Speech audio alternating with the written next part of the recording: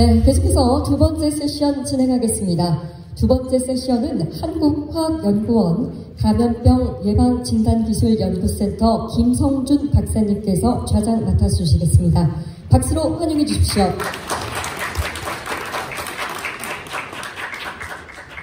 네, 감사합니다. 네, 소개받은 한국화학연구원 김성준입니다. 앞선 그 세션 2 전반부에서 너무 좋은 말씀들을 너무 많이 주셔서 시간이 살짝 오버됐습니다. 그래서 후반부에도 네 분의 그 기업에서 그 mRNA 백신 그리고 백신 관련돼서 아주 좋은 연구를 많이 해주시는 네 분의 연사를 모시고 후반부 세션 2를 진행하도록 하겠습니다. 먼저 첫 번째 연자로서 ST팜의 연구소장님으로 계시는 양주성 전무님을 모시도록 하겠습니다. 코로나 초기에 제가 알기로 코로나 초기에 국내 자체 기술로 개발된 아시겠지만 이 캐핑 기술이 굉장히 중요한데요. 캐핑 기술과 그리고 딜리버리 기술 자체적으로 개발한 그 기술을 이용해서 코로나 백신 개발에 코로나 초기에 굉장히 많은 노력들을 기울여 주신 걸로 알고 있습니다. 잠깐 그 양주성 전무님을 양력을 소개해드리면 노스캐롤라이나 스테이트 유니버시티에서 박사학위를 하시고요. 성균관대학교 생명공학부 유전공학 전공 교수로 계시다가 현재 ST팜 바이오텍 연구소 연구소장님으로 근무하고 계십니다. 오늘 발표 부탁드리도록 하겠습니다.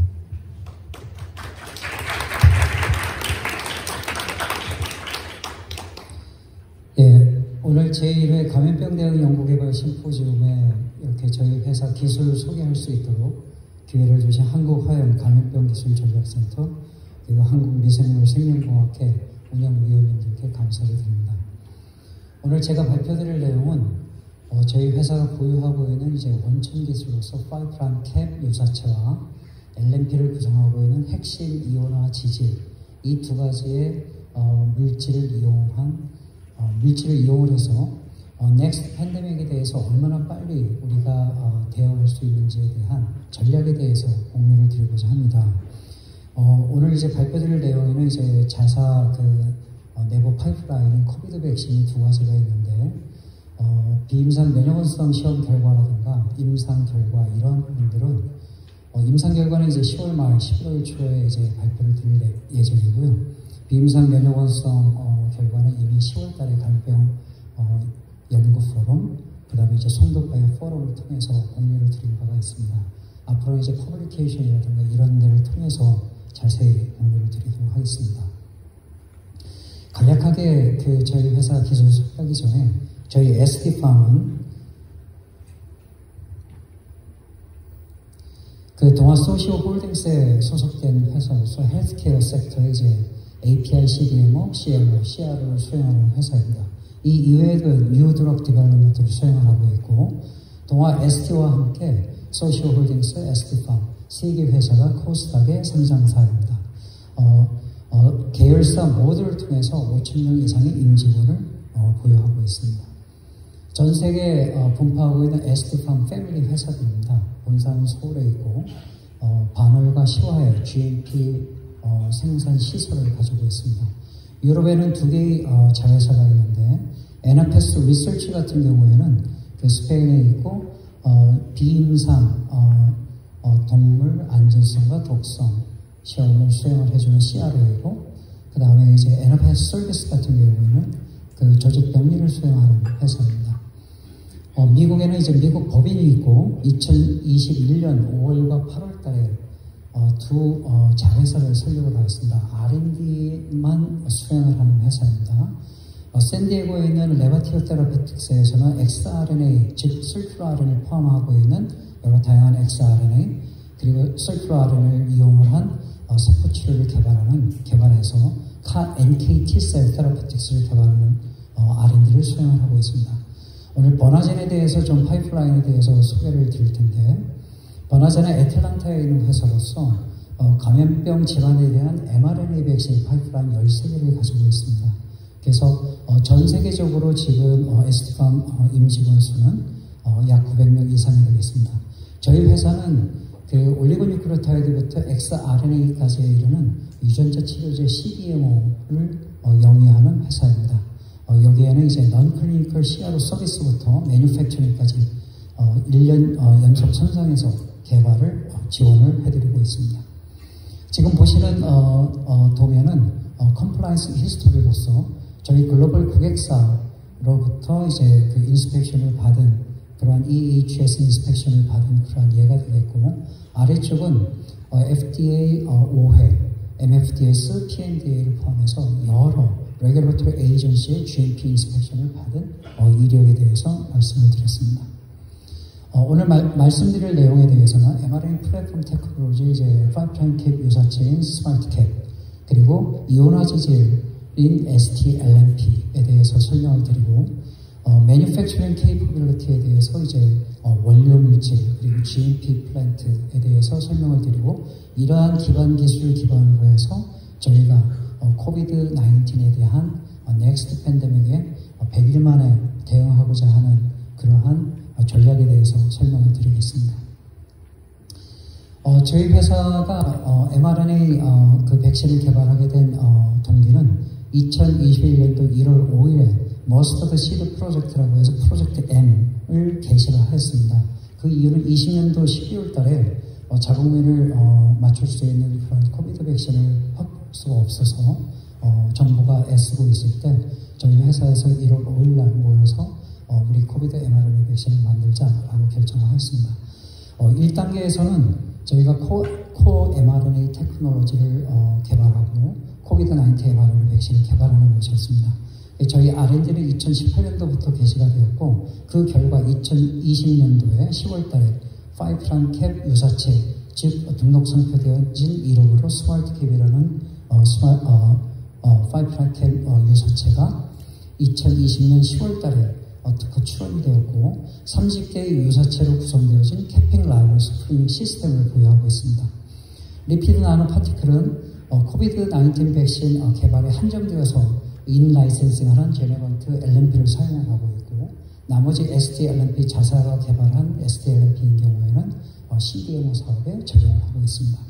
인하우스 코비드-19 mRNA 백신 같은 경우에는 지금 앤세스트럴 스트레인으로서 2104, 그리고 오미크론 스트레인 2152, 그리고 팬코로나 백신인 2250, 바이밸런트인 2260 파이프라인을 보유하고 있습니다. 2단계에서는 mRNA GMP 매뉴팩처링 퍼실러티를 구축하는 것이었고, 이를 기반으로 해서 원스톱 CDMO 서비스를 영위하는 것이었습니다. mRNA GMP 매뉴팩처링 퍼실러티는 21년도 5월 달에 미드 스케일 구축을 완료를 하였고, 라지 스케일은 지지난달에 완료를 하였습니다. 그 원료 물질 GMP 생산 용량은 5'캡인 경우에는 연간 5kg 이상, 그 다음에 LNP를 구성하고 있는 핵심 지질인 이온화 지질과 PG 지질 같은 경우에 메트릭 톤을 생산 가능합니다. 이들을 기반으로 해서 저희가 원스톱 mRNA CDMO 서비스를 영위를 하고 있는데, R&D서부터 IND 이네이블 패키지, 즉 AMD, CMC 패키지까지 포함하는 그러한 서비스를 진행하고 있습니다. 3단계는 앞으로 그 출현 가능한 그러한 그 감염병 질환에 대해서 얼마나 빨리 우리가 대비하고, 그리고 앞으로의 저희 지금 사업 영역에서 익스펜드 할 수 있는 데에 대한 사업 전략을 개발했습니다. Expedite 100-day Strategy라는 것은 100일 만에 여러 가지 다양한 그 감염병 질환에 대해서 그 신속하게 백신을 생산 그리고 임상시험에 적용하는 그런 프로젝트입니다. 이 스트랩시가 가능할 수 있는 이유는 정부 인허가기관에서 식의약 규제 혁신 100대 과제로서 코로나 mRNA 백신 치료제 개발 신속 임상지원 플랫폼 마련이라고 공표를 하셨습니다. 그리고 비욘드 코비드-19 팬데믹 월드 이외에 지금 여러 다양한 그 인디케이션, 즉 항암 그리고 오토이문 디지즈 쪽으로도 타겟 질환을 넓히고 있고, 리니어한 mRNA 형태뿐만 아니라 서큘러 RNA, 그 다음에 NK T셀, 이러한 다양한 플랫폼 모델러티로도 저희가 구축을 시도하고 있습니다. 이러한 부분들은 지금 그 레바티오 테라피틱스와 같이 하고 있습니다. 자, 먼저 첫 번째 기술 5' 캡 어날로그에 대해서 말씀을 드리면 지금 특허 등록, 국내 특허 등록을 받았고 PC 출원 중에 있습니다. 그리고 이 5' 캡 유사체가 개발될 수 있었던 그 근거는 저희가 출물질, 원료 물질을 올리고유크로타이드 원료 물질을 생산할 수 있는 그런 역량과 경험으로부터 그러한 것을 이용을 하여서 스마트 캡을 개발할 수가 있었습니다.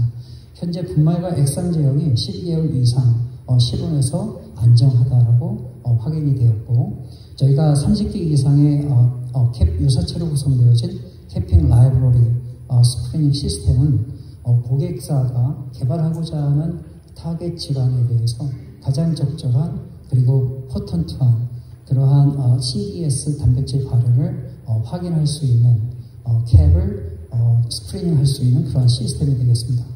나중에 이제 그 실험 데이터로 보여드리겠지만 오픈 리딩 프레임과 타겟 셀 오르겐에 따라서 이러한 캡의 이피션시가 달라지는 것을 알 수가 있습니다. 세 가지 그 오픈 리딩 프레임, 즉 EGFP F룩, 그 다음에 HE4를 기반으로 두 가지 셀라인에서 인비트로에서 단백질 발현을 확인을 해보았습니다. HEK 이구선 T셀과 HOT7셀입니다. 지금 보시는 바와 같이 그 클린캡을 저희가 대조건으로 사용을 했고 여러 다양한 스마트 캡을 이용해서 인비트로 트랜스크립션을 통해서 EGF mRNA를 생산을 해봤습니다. 그 결과 mRNA가 만들어진 일들을 확인을 해보니까 지금 클린캡 같은 경우에 15.2 마이크로그램인 반면에 지금 SC101, 그 다음에 SC118, 103 101과 103에 대해서는 그 숫자를 잘 염두에 두십시오. 맨 나중에 마지막 장에서 제가 좀 여러분들에게 좋은 기프트, 선물을 드릴 수가 있습니다. 이거는 지금 세포 내에서 발현된 플로레센스를 두 가지 셀라인에서 한번 비교를 해보았습니다. 보시는 바와 같이 클린캡과 SC101 이 두 가지는 두 가지 셀에서의 단백질 발현 효율이 거의 유사함을 알 수가 있었는데 SC113 같은 경우에는 지금 보시는 바와 같이 이구선 T셀에서보다도 HOT7셀에서 훨씬 많은 단백질을 발현하는 것을 알 수가 있습니다. 이는 타겟 셀에서의 그 캡에 의해서 mRNA 합성량, 그 다음에 단백질 발현 효율이 다르다라는 것을 보여주는 단적인 예가 되겠습니다. 다음은 이제 F룩 CDS를 이용해서 그 루시퍼레이즈 SL을 수행을 해보았습니다. 지금 이구선 T셀에서는 지금 SC103, 그 다음에 이제 SC101, 그 다음에 118, 그리고 클린캡 순으로 단백질 발현, HE4 단백질 발현이 높았고, HOT7셀에서는 지금 SC101, 103, 클린캡, 이러한 부분들이 이제 거의 유사한 수준으로 발현되는 것을 알 수가 있었습니다. 다만 HE4 mRNA에 의해서 이제 단백질 발현을 엘라이자로 확인을 해보았습니다. 이후선 T셀에서는 보신 바와 같이 클린캡이 가장 좋았고 103, 101, 202 이러한 부분들이 유사하게 나타나는데 재미있게도 HOT7셀, 리버 캔서 셀라인에서는 보시는 바와 같이 클린캡 SC101, 103 같은 경우에는 이 HE4 단백질 발현량이 거의 유사했는데 202 같은 경우에는 재현 실험을 수억 번 반복했을 때도 동일한 결과가 나오는데 1.5배 정도 단백질 발현율이 높았습니다. 자, 이 얘기는 무엇이냐면 저희가 캡 라이브러리 스크리닝 시스템을 통해서 타겟하고자 하는 세포, 그 다음에 이제 딜리버리 하고자 하는 세포 오르겐에 따라서 캡이 얼마나 선택의 여지가 있고 중요한지를 보여주는 그런 데이터가 되겠습니다. 다음은 이제 mRNA가 여러 다양한 이제 그 캡에 의해서 만들어진 mRNA가 세포 내에서 얼마나 오랫동안 단백질을 발현하는지를 플로레센스로 확인을 해보았습니다. 보시는 바와 같이 클린캡과 SC101을 24시간째 이미징을 해보았고 48, 72시간째 확인을 했고 각각 시간별로 셀 라이세이지를 가지고 웨스턴 블럿 어널라이시스를 해보았습니다. 세마이 퀀터테이티브하게 베타 액틴에 대한 노멀라이제이션을 통해서 확인했을 때 24시간째에는 클린캡 SC101 거의 유사한 수준, 그 다음에 48시간 거의 유사했지만 72시간째에는 SC1의 경우에는 약 50% 정도 감소한 반면 클린케인 경우에는 80% 정도 떨어진 것을 확인을 할 수가 있었습니다. 다음은 DDS 시스템입니다. 저희가 코비드-19 mRNA 백신 개발에 한정해서 제네반트사로부터 LNP 시스템을 라이센스 인을 하였습니다. 그 이유는 전 세계적으로 이미 그 포턴시와 세이프티가 증명이 되었던 그런 시스템이기 때문에 저희가 그 LNP를 이용을 하여서 신속하게 우리의 mRNA 코비드 백신을 개발하고자 그러한 목적이 있었습니다. STLNP 같은 경우에는 이제 국내 이화여자대학교와 콜라보레이션을 통해서 이오나지질, 그 다음에 이제 인하우스에서 자체 합성을 한, 그래서 개발을 한 그 패턴트를 보유하고 있는 이오나지질로 구성이 되어 있습니다. 이 STLNP가 지금 고객들을 대상으로 mRNA CDMO 비즈니스에 적용이 되고 있습니다. 다음은 넥스트 제너레이션 DDS로서 이거는 타겟 드리븐 DDS로서 지금 현재 개발을 하고 있고 여기에 LPX, 폴리플렉스, 리포점 등이 포함되어 있습니다. 자, 그러면 저희가 가지고 있는 STLNP에 대한 피지컬 케미컬 캐릭터에 대해서 이제 공유를 드리도록 하겠습니다. STL1244가 이제 첫 번째 제너레이션의, 그러니까 STLNP의 첫 번째 제너레이션인데, 보시는 바와 같이 지금 물성인 경우에는 사이즈는 약간 큽니다. PDI는 0.2 미만, 인캡슐레이션 이피션시는 좀 베리어블 하지만 90%, 항상 90% 이상, PK는 6.2 정도가 나왔습니다. 크라이템으로 확인을 했을 때 지금 레귤러한 그런 모양을 보였고 TNS SL을 통해서 PK 6.1을 얻었습니다. 이 PK 6.2라는 것은 세포내에 들어간 다음에 엔도점 내에서 릴리즈가 잘 될 수 있는 그러한 수치가 되겠습니다. 다만 인비보에 있어서 이면 액티베이션 이펙트를 확인을 해보았습니다. 이때는 이제 컴페티터 LNP를 이용을 해보았고요. 왜 이것이 중요하냐면은 단백질 발현도 중요하지만 LNP 자체에 의해서 이면 액티베이션에 관련된 사이토카인이 분비되어지는 여부를 확인하는 것이 중요합니다. 그래서 지금 컴페티터 같은 경우에는 저희 크기가 사이즈가 74, 작은 반면 1243의 경우에 150, 그 다음에 이제 3004 같은 124 정도, PDI 모두 0.2 미만, 그 다음에 인캡슐레이션 이피션시 모두 96% 이상이었습니다. 그리고 이제 IV 인젝션을 통해서 2마이크로그램씩 저희가 HE4 mRNA를 페일로드로 해서 인젝션을 하고 6시간 만에 플라즈마로부터 IL6와 MCP1을 확인을 해본 결과 컴페티터 LNP 대비해서 차이가 없는 수준의 이면 액티베이션에 관련되어진 사이토카인이 분비된다는 것을 알 수가 있었습니다. 다음은 인비보 프로테인 익스프레션입니다. 저희가 백신을 사용하기 때문에 이제 IM 인젝션을 수행을 하게 되겠는데 IM 인젝션을 통해서 저희가 HE4 mRNA, 그 다음에 이제 컴페티터 1244, 그리고 이제 이때는 5.92 마이크로그램을 이용을 했습니다. H4 엘라이자를 수행을 했을 때 6시간 만에 플라즈마로부터 존재하는 것을 보았을 때 컴페티터 LNP에 의해서 전달되어진 H4 mRNA에 의해서 발현되어진 단백질의 양은 1244에 대비해서 2분의 1 정도였다는 것을 알 수가 있었습니다. 자, 굉장히 중요한 그리고 또 재미있는 데이터입니다. 저희가 인비보 바이오 디스트리뷰션을 수행을 해보았습니다. 이때에는 저희가 리니어한 mRNA가 아니라 저희 자체적으로 레버티어 테라피틱스에서 개발한 서큘러 RNA, F룩 서큘러 RNA를 이용을 하였고 그 모델 시스템으로서 그 페일로드를 이용을 하였고 컴페티터 LNP 대비 STLNP의 인비보 바이오 디스트리뷰션을 확인을 해보았습니다. 역시 IM 인젝션을 했습니다. 10마이크로그램 인젝션을 했고요. 여기 물성에 대한 정보가 있고 지금 보시는 바와 같이 30분이 지났을 때 인젝션 사이트와 리버에서 루미네센스가 확인이 되었습니다. 6시간째 보시면은 리버와 인젝션 사이트 모두 피크를 나타내는 것을 알 수가 있었고 24시간째 되면 리버에서는 사라지지만 인젝션 사이트에서 아직도 시도리가 남아 있었습니다. 재미있는 게 지금 288시간 즉 12일까지도 지금 두 가지 LNP에 의해서 전달되어진 서큘러 RNA에 의해 발현되어진 F룩 루미네센스가 계속 유지가 되고 있다는 것입니다. 이 얘기는 컴페티터, 즉 상용화되어진 mRNA 백신을 구성하고 있는 그러한 LNP 시스템입니다.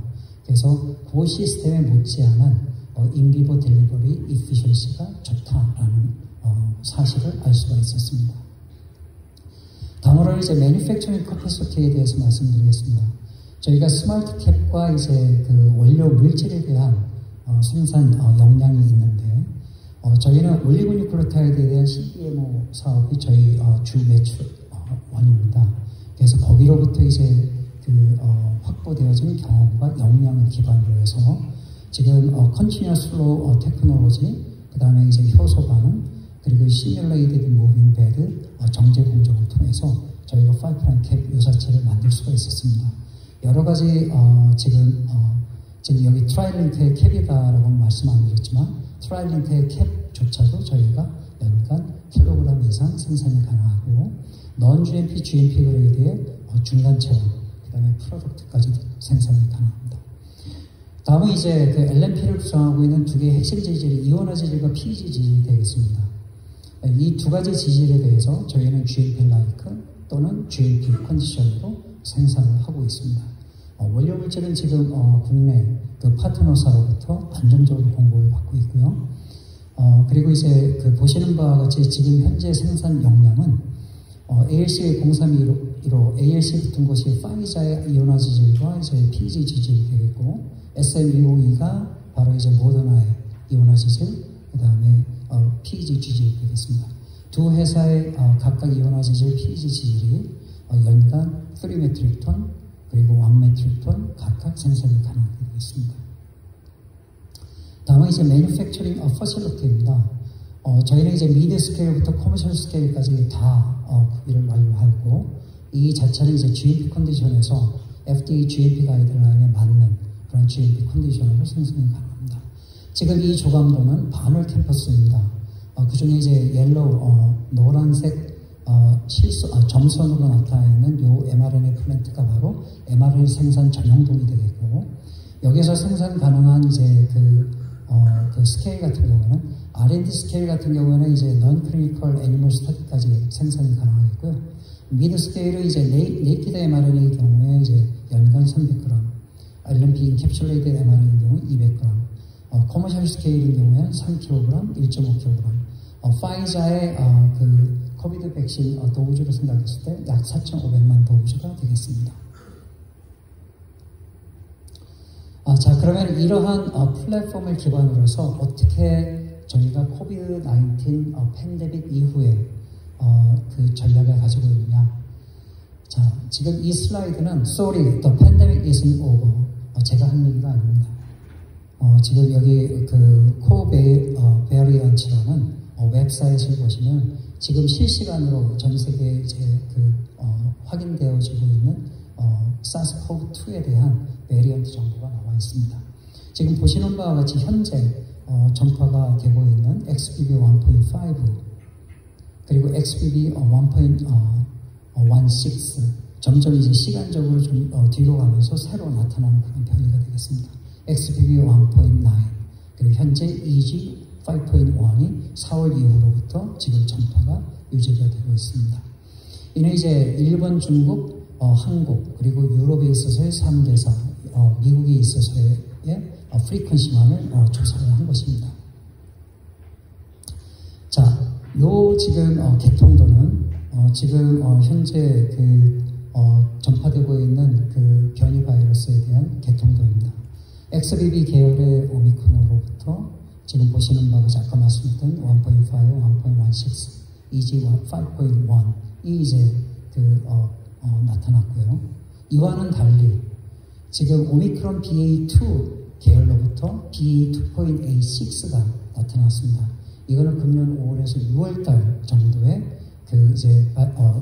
새로 생성이 되었다라고 이제 알려져 있고요.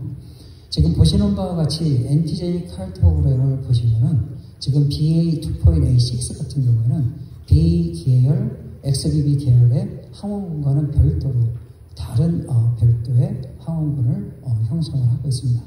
BA2.86 같은 경우에는 조금 이따 다음 슬라이드에 보여드리겠지만 뮤테이션이 굉장히 많습니다. 따라서 이뮨 이스케이프인 경우에 굉장히 심할 것이다 라고 예측을 하고 있고 상대적으로 셀에 있어서의 인펙티비티는 낮다라고 알려져 있습니다. 그리고 뮤테이션이 많다라는 것은 그만큼 전파율이 높을 것이다 라고 예상을 하고 있기 때문에 앞으로도 주의 있게 살펴봐야 될 그런 변이 바이러스입니다. 그 퍼블리시되어진 바이오 알카비에 나와 있는 그런 논문입니다. 지금 보시는 바와 같이 BA.25, XBB.1.5, EG.5.1, BA.2.86 지금 스파이크 단백질 중에 빨간색으로 표시된 부분이 위에 현재 전파되고 있는 오미크론 변이 바이러스에 대비해서 새로운 변이가 나타난 그러한 부위를 나타내는 것입니다. 지금 BCD 같은 경우에는 XBB.1.5, BA.4.5의 브레이크스루 인펙션이 일어난 그 환자의 혈청을 가지고 여러 가지 다양한 바이러스, 변이 바이러스에 대한 교차 중화능을 확인을 해보았습니다. 그 결과 보시는 바와 같이 BA.2.86에 대한 교차능은 굉장히 낮은 것을 알 수가 있었고요. 그리고 바이베일런트 백신, 즉 BA.4.5 백신을 맞은 그러한 그 피험자의 혈청 내에서도 역시 마찬가지로 BA.2.86에 대한 교차능은 낮다라는 걸 알 수가 있습니다. 자, 이로써 BA.2.86는 바로 그 이면 이베이전 그 포텐셜이 굉장히 높은 변이 바이러스로 앞으로 넥스트 팬데믹을 일으킬 수도 있는 위험성이 있는 바이러스다라고 말씀을 드릴 수가 있습니다. 자, 이렇게 팬데믹이 끝나지 않았다라고 생각하는 그러한 시기에 저희는 100day expedite 스트래티지를 지금 운영을 하고 있는데, 이는 보시는 바와 같이 변이 바이러스의 염기설이 확인되는 그 시점서부터 저희가 유전자 합성, 클로닝, 시퀀싱, 그리고 플래스미드 DNA 합성, 생산, 선형화, 그리고 IBT 합성, 그리고 LNP 인캡슐레이션, 여기 이 이후에 이제 필앤피니시를 통해서 드럭 프로덕트를 만들고 이것이 이제 임상 시험에 있어서 FIH에 적용될 수 있도록 공급하는 것이 100일에 이루어지도록 하는 것입니다. 자, 그러면은 지금 백신을 개발하는 이 과정에서 비임상 동물에 있어서의 안전성, 독성, 그 다음에 이제 조직병리 같은 경우에는 유럽에 있는 2개의 자료서를 통해서 이루어질 수가 있습니다. 이 부분은 시간상으로 저희가 가능한 시간을 해보았습니다. 그랬더니 유전자 합성서부터 시퀀싱 컨펌까지 3주, 그 다음에 플래스미드 DNA 생산서부터 선형화까지 3주, 그리고 mRNA LNP 포뮬레이션까지 2주, 그리고 이제 이것을 이제 필앤피니시 이후 어널라이시스까지 해서 2주, 그러면 여기까지 70일 만에 저희가 완료를 할 수가 있습니다. 그 다음에 이제 클리니컬 트라이얼을 위한 여러 기관의 IND 어프로벌을 필요로 합니다. 자, 이렇게 그 팬데믹 100day expedite 프로그램이 가능할 수 있는 가장 중요한 요인 중에 한 가지가 바로 플랫폼을 가지고 있느냐라는 것입니다. 바로 저희는 그 플랫폼을 가지고 있는데 ST팜의 COVID-19 mRNA 백신 프로그램이 있는데 전부 IP-owned 그런 저희 백신들입니다. 2104 같은 경우는 Ancestral Strain 백신으로 클리니컬 트라이얼 페이스 1을 남아프리카 공화국에서 완료를 했습니다. 이는 베이직 백신이고 나이 피험자를 대상으로 임상시험을 수행을 했습니다. KDDFA 지원을 받아서 진행을 했고 현재 임상검체 분석 중이고 중화항체 효과는 확인이 되었습니다. 중화항체 양전율 같은 경우에는 지금 이 자리에서 발표드리는 것보다는 좀 공시를 통해서 발표를 드리는 것이 적절할 것같다라고 생각이 듭니다. 2130인 경우에는 이제 델타 스트레인, 2152는 오미크론, 2250은 팬코로나 백신으로서 지금 임상 123A에 대한 IND 신청 중에 있고 한국식약처와 루안다에 지금 진행 중에 있습니다. 이거는 신변종 감염병 mRNA 백신 사업단을 통해서 임상시험 비용 지원을 받고 있습니다.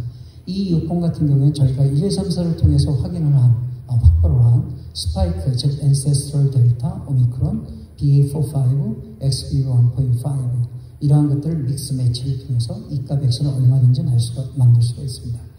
이 50에 대해서 간략하게 좀 설명을 드리면 지금 스파이크 유전자하고 제2의 항원인데 이 제2의 항원은 SARS-CoV-1과 2에 굉장히 하일리 컨저브드 되어 있는 스트럭처 진입니다. 근데 이것이 세포 면역성을 굉장히 증가시킨다라고 보고가 되어 있습니다. 그래서 저희는 중화항체만으로는 100% 프로텍션 효과를 나타낼 수가 없기 때문에 세포 면역성을 유도함으로써 100% 프로텍션 효과를 좀 더 높이고자 하는 그러한 전략을 세운 백신이 되겠습니다. 자, 또한 이제 저희 자회사 버나젠입니다. 지금 버나젠에서 지금 보유하고 있는 13개의 파이프라인입니다. 글로벌 마켓에 있어서의 백신, 하일리 패토제닉, 이머징 바이러스 백신, 캔서 백신인데 지금 여러 가지 백신들 중에 파란색이 바로 WHO와 세피 그리고 질병청에서 관심 있게 보는 우선시하는 그런 바이러스가 되겠습니다. RSV-AV 지금 모더나 같은 경우는 RSV-A만 지금 개발을 임상 3상을 했는데 저희는 B까지 포함을 했고요. 니파, 옐로우 피버 지카, 치kungunya, 콤비 백신, SFTSV, 인플루엔자 A, B 이러한 백신들 파이프라인이 지금 모두 디스커버리를 끝내고 이 중에 지금 싱글즈 RSV 그 다음에 이제 니파, 콤비 백신, 홀틀랜드, SFTSV 같은 경우는 25년 전까지 임상 1상 IND가 가능하게 되겠습니다. 자, 여기까지 이제 말씀드렸던 그러한 내용을 기반으로 해서 저희는 100일 안에 임상시험에 적용될 수 있는 임상 백신을 생산, 공급을 할 수 있는 그런 프로젝트를 운영이 가능하다 말씀을 드렸습니다. 한 가지 공지사항입니다. 여태까지 여러분들에게 말씀드렸습니다. 저희 스마트캡이 얼마나 좋고 시험적인 결과를 보여드렸고 트라이링크의 클리캡 대비해서 얼마나 좋고 우리 손에서 나온 데이터 아니냐라고 말씀드릴 수 있는데 저희가 지금 10월 23일부터 11월 10일까지 3주간 프리 샘플 프로모션을 하고자 합니다. 국내 기관에 한정되어 있고요. 5 마이크로몰 100ml인 뉴클리어 프리 워러에 있는 소듐 솔트 폼이 되겠습니다. 지금 5 마이크로몰라면 100 마이크로리터 볼륨 기준으로 약 5mg의 mRNA를 생산할 수 있는 양입니다. 그래서 배포 예정일은 11월 20일이고요. 신청 방법은 별도로 메일 발송드리겠습니다. 혹시 학회 운영위원회에서 양해를 해주신다면 학회 운영부 사무국을 통해서도 회원님들께 이 별도 메일을 돌릴 수 있도록 그렇게 하도록 하겠습니다. 저희 그 회사의 플랫폼이 완성되고 완성도를 높일 수 있는데 여러 가지 도움을 주신 그리고 같이 공동 연구해 주신 기관들입니다. 이 자리를 빌어서 감사를 드립니다. 예, 고맙습니다.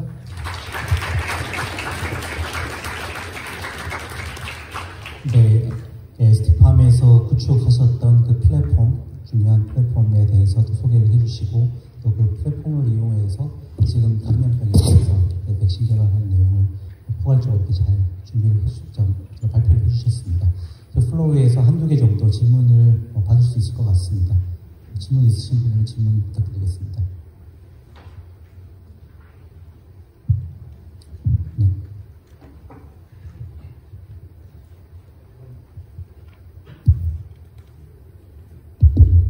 네, 소장님 말씀 잘 들었습니다. 우선 프로모션 감사드리고요. 그리고 그러니까 저희도 캐핀 기술 되게 궁금한데 지금 세포나 타겟 유전자에 따라서 이제 데이터들이 조금씩 다르잖아요. 그게 혹시 원인은 어떻게 좀 추측이 가능할까요? 글쎄 잘 모르겠습니다. 좋은 질문이시고요. 저희가 그냥 랜덤 토트로는 여러 가지 이제 mRNA가 들어가서 이제 트랜슬레이션을 일으키는데 그때 이제 관여되어지는 이 코딩 시퀀스에 따라서도 다르지 않습니까? 이제 코딩 시퀀스에 사용되어진 코돈, 이 코돈 프리밸런스라든가 여러 가지 그런 트랜슬레이션에 관여되어지는 팩터들 이러한 부분들과 여러 가지가 셀 라인별로 다르기 때문에 그런 게 하나의 영향이 되지 않을까 그런 생각이 듭니다. 혹시 저희 홍 대표님 다른 의견이 있으십니까?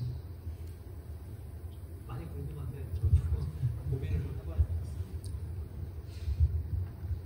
것 같습니다. 코로나 백신에 대해서 좀 질문드리고 싶은데요. 사실은 한때 CMI가 굉장히 중요할 거다. 롱텀 프로텍션이나 크로스 프로텍션 근데 또 그것이 그렇지 않다는 보고도 굉장히 많이 나오고 있지 않습니까? 지금 이제 그걸 스타트 하신 거는 좀 앞쪽에서 하셨을 것 같은데, 그거에 대해서는 어떻게 생각하시나요? 예, 좋은 질문이십니다. 저희가 실험적으로는 지금 국제백신연구소를 통해서 이제 팽코로나 그 백신 SDP259에 대해서 챌린지 실험을 해봤습니다. 호몰로거스 챌린지 실험을 했고요. 세 가지 다른 도즈 2, 5, 10 마이크로그램을 했고, 이제 일반적으로 사용되어지는 휴먼 TG 마우스를 이제 이용을 했습니다.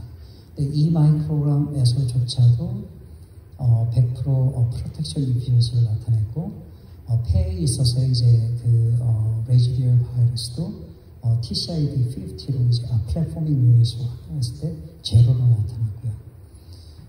그리고 이제 여러 가지 바디 웨이트, 그 다음에 이제 이러한 부분들을 보았을 때 실질적인 어떠한 변별 이런 부분들은 그러니까 증상 이런 부분을 볼 수는 없었습니다. 다만 조직병리에서 이제 일반 여느 mRNA, LNP로 둘러싸여 있는 mRNA 백신에서 나타나는 그러한 조직병리 현상들은 좀 마우스, 실험동물 마우스에서 이제 확인이 되었습니다. 자, 한 가지 저희가 이제 레퍼런스로 삼고 있는 거는 바이오엔텍에서 2023년도, 금년도 4월달 정도인 것 같습니다. 셀 페이퍼에 저희와 같은 스트래티지입니다. 저희는 이제 멤브레인, 그러니까 제2항으로서 이제 멤브레인을 이용을 했습니다. 근데 이제 바이오엔텍에서는 멤브레인 엠블롭, 오픈 리딩 프레임 1AB 세 가지를 이용을 해서 제2의 항원으로서 이제 이용을 했습니다. 그래서 이제 제2의 항원과 스파이크와 요거를 이제 두 개의 콤비로 이용을 하였는데, 그때 이제 그 레이쇼, 몰라 레이쇼 아니면 양을 이제 바꿔가면서 이제 그렇게 했고요. 그리고 이제 셀 페이퍼를 보더라도 그 제2의 항원이 들어감으로 해서 프로텍션 효과라든가 여러 가지 반응들이 좋게 나타난 것을 확인했습니다. 그래서 저희는 어떻게 보면 이제 특허는 저희가 먼저 내지 않았을까 싶은 생각은 드는데, 특허 저희 중복 회피 이러한 부분들은 없을 거라고 생각이 들고요. 저희는 이제 그 바이오엔텍 페이퍼가 나오기 전부터 이제 이 실험 진행을 했고, 그래서 이제 그 와중에 바이오엔텍의 페이퍼가 나왔기 때문에 저희는 좀 더 자신감을 가지고 지금 이 전략으로 백신을 개발하고 있습니다. 펜 백신이라고 하면 사실은 크로스 프로텍션이 거기에서 CMI가 크로스 프로텍션에 컨트리뷰트 했다는 그런 증거들이 있어야 더 설득력이 있을 것 같은데, 아마 그거는 지금 하고 계시는 것 같아요. 예, 맞는 말씀입니다. 지금 인비트로에서 그 크로스 뉴트라이제이션 에세이 요거 지금 진행 중에 있고요. 질병청의 지원을 받아서 공공백신 지원센터의 지원을 받아서 진행을 하고 있고, 그 다음에 이제 헤테롤로거스 바이러스 챌린지 실험은 지금 10월 말에 예정이 되어 있습니다. 예. 추가 질문이 있으실까요?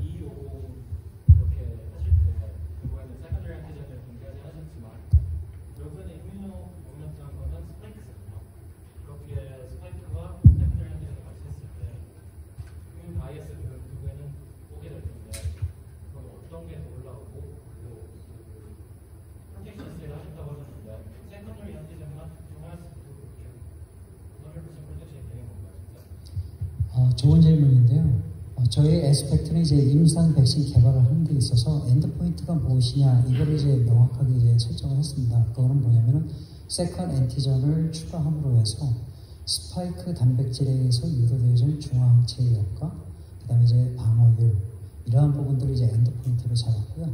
그 이외에 이제 저희가 그 멤브레인 이 자체에 대한 세포 면역성 그 다음에 이제 그 프로텍션 이피션시는 저희가 항상 독성 시험을 보든 뭐 어떠한 시험을 하더라도 식약처에서 이제 원하는 부분은 파이널 의약품 그 물질에 대한 독성 그 다음에 이제 또 효능 이러한 부분들을 이제 하고 있기 때문에 저희 콤비네이션 되어진 이 백신 자체에 대한 그 이제 효능 요거를 이제 보고 있습니다. 예, 멤브레인입니다. 말씀드렸습니다. 멤브레인입니다. 저도 간단한 질문 하나만 좀 마지막 좀 드리겠습니다. 저희가 이제 아까 이준영 교수님께서도 이제 펜 코로나 백신 쪽으로 잠깐 언급해 주셨는데, 저희가 이제 처음에 코로나 백신 백신을 개발하면서 아까 발표해 주신 내용에서도 보시면은 이제 ancestral strain에서 이제 오미크론 넘어가고 지금 또 추가적인 그 이제 베리언트가 나오고 있지 않습니까?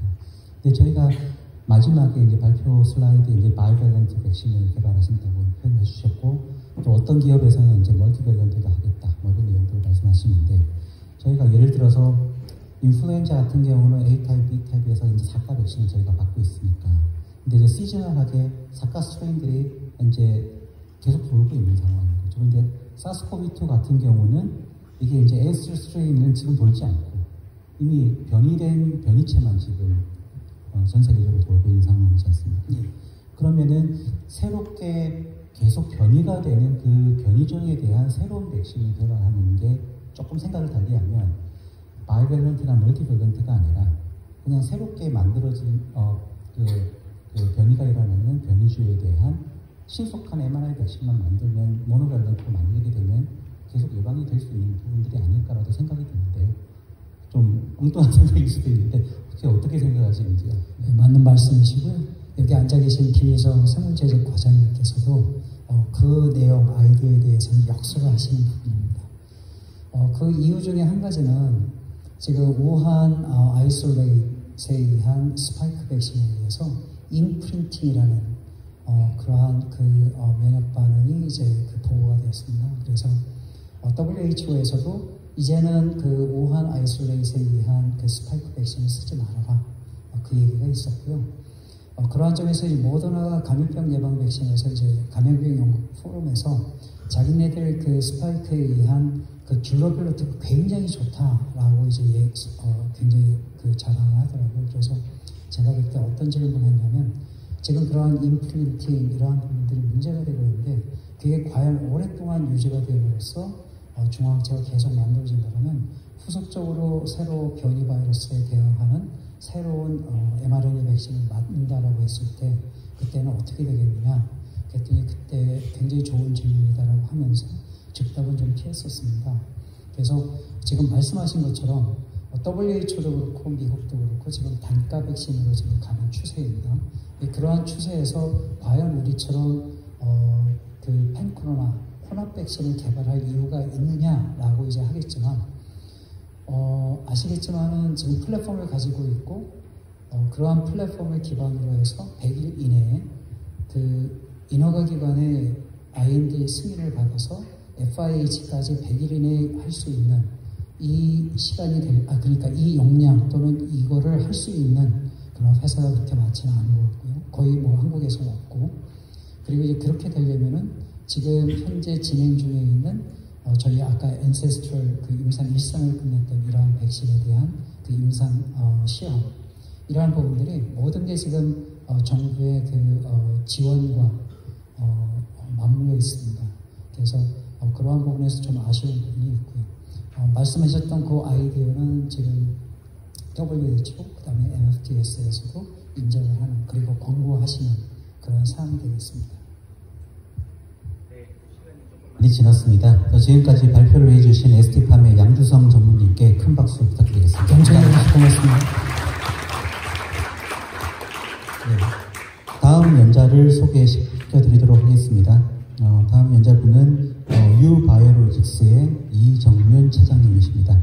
이화여대 약학대학원에서 박사를 하시고 현재 유바이오로직스에서 코로나 백신, 바이러스 백신 개발 부분에 대해서 일을 하고 계십니다.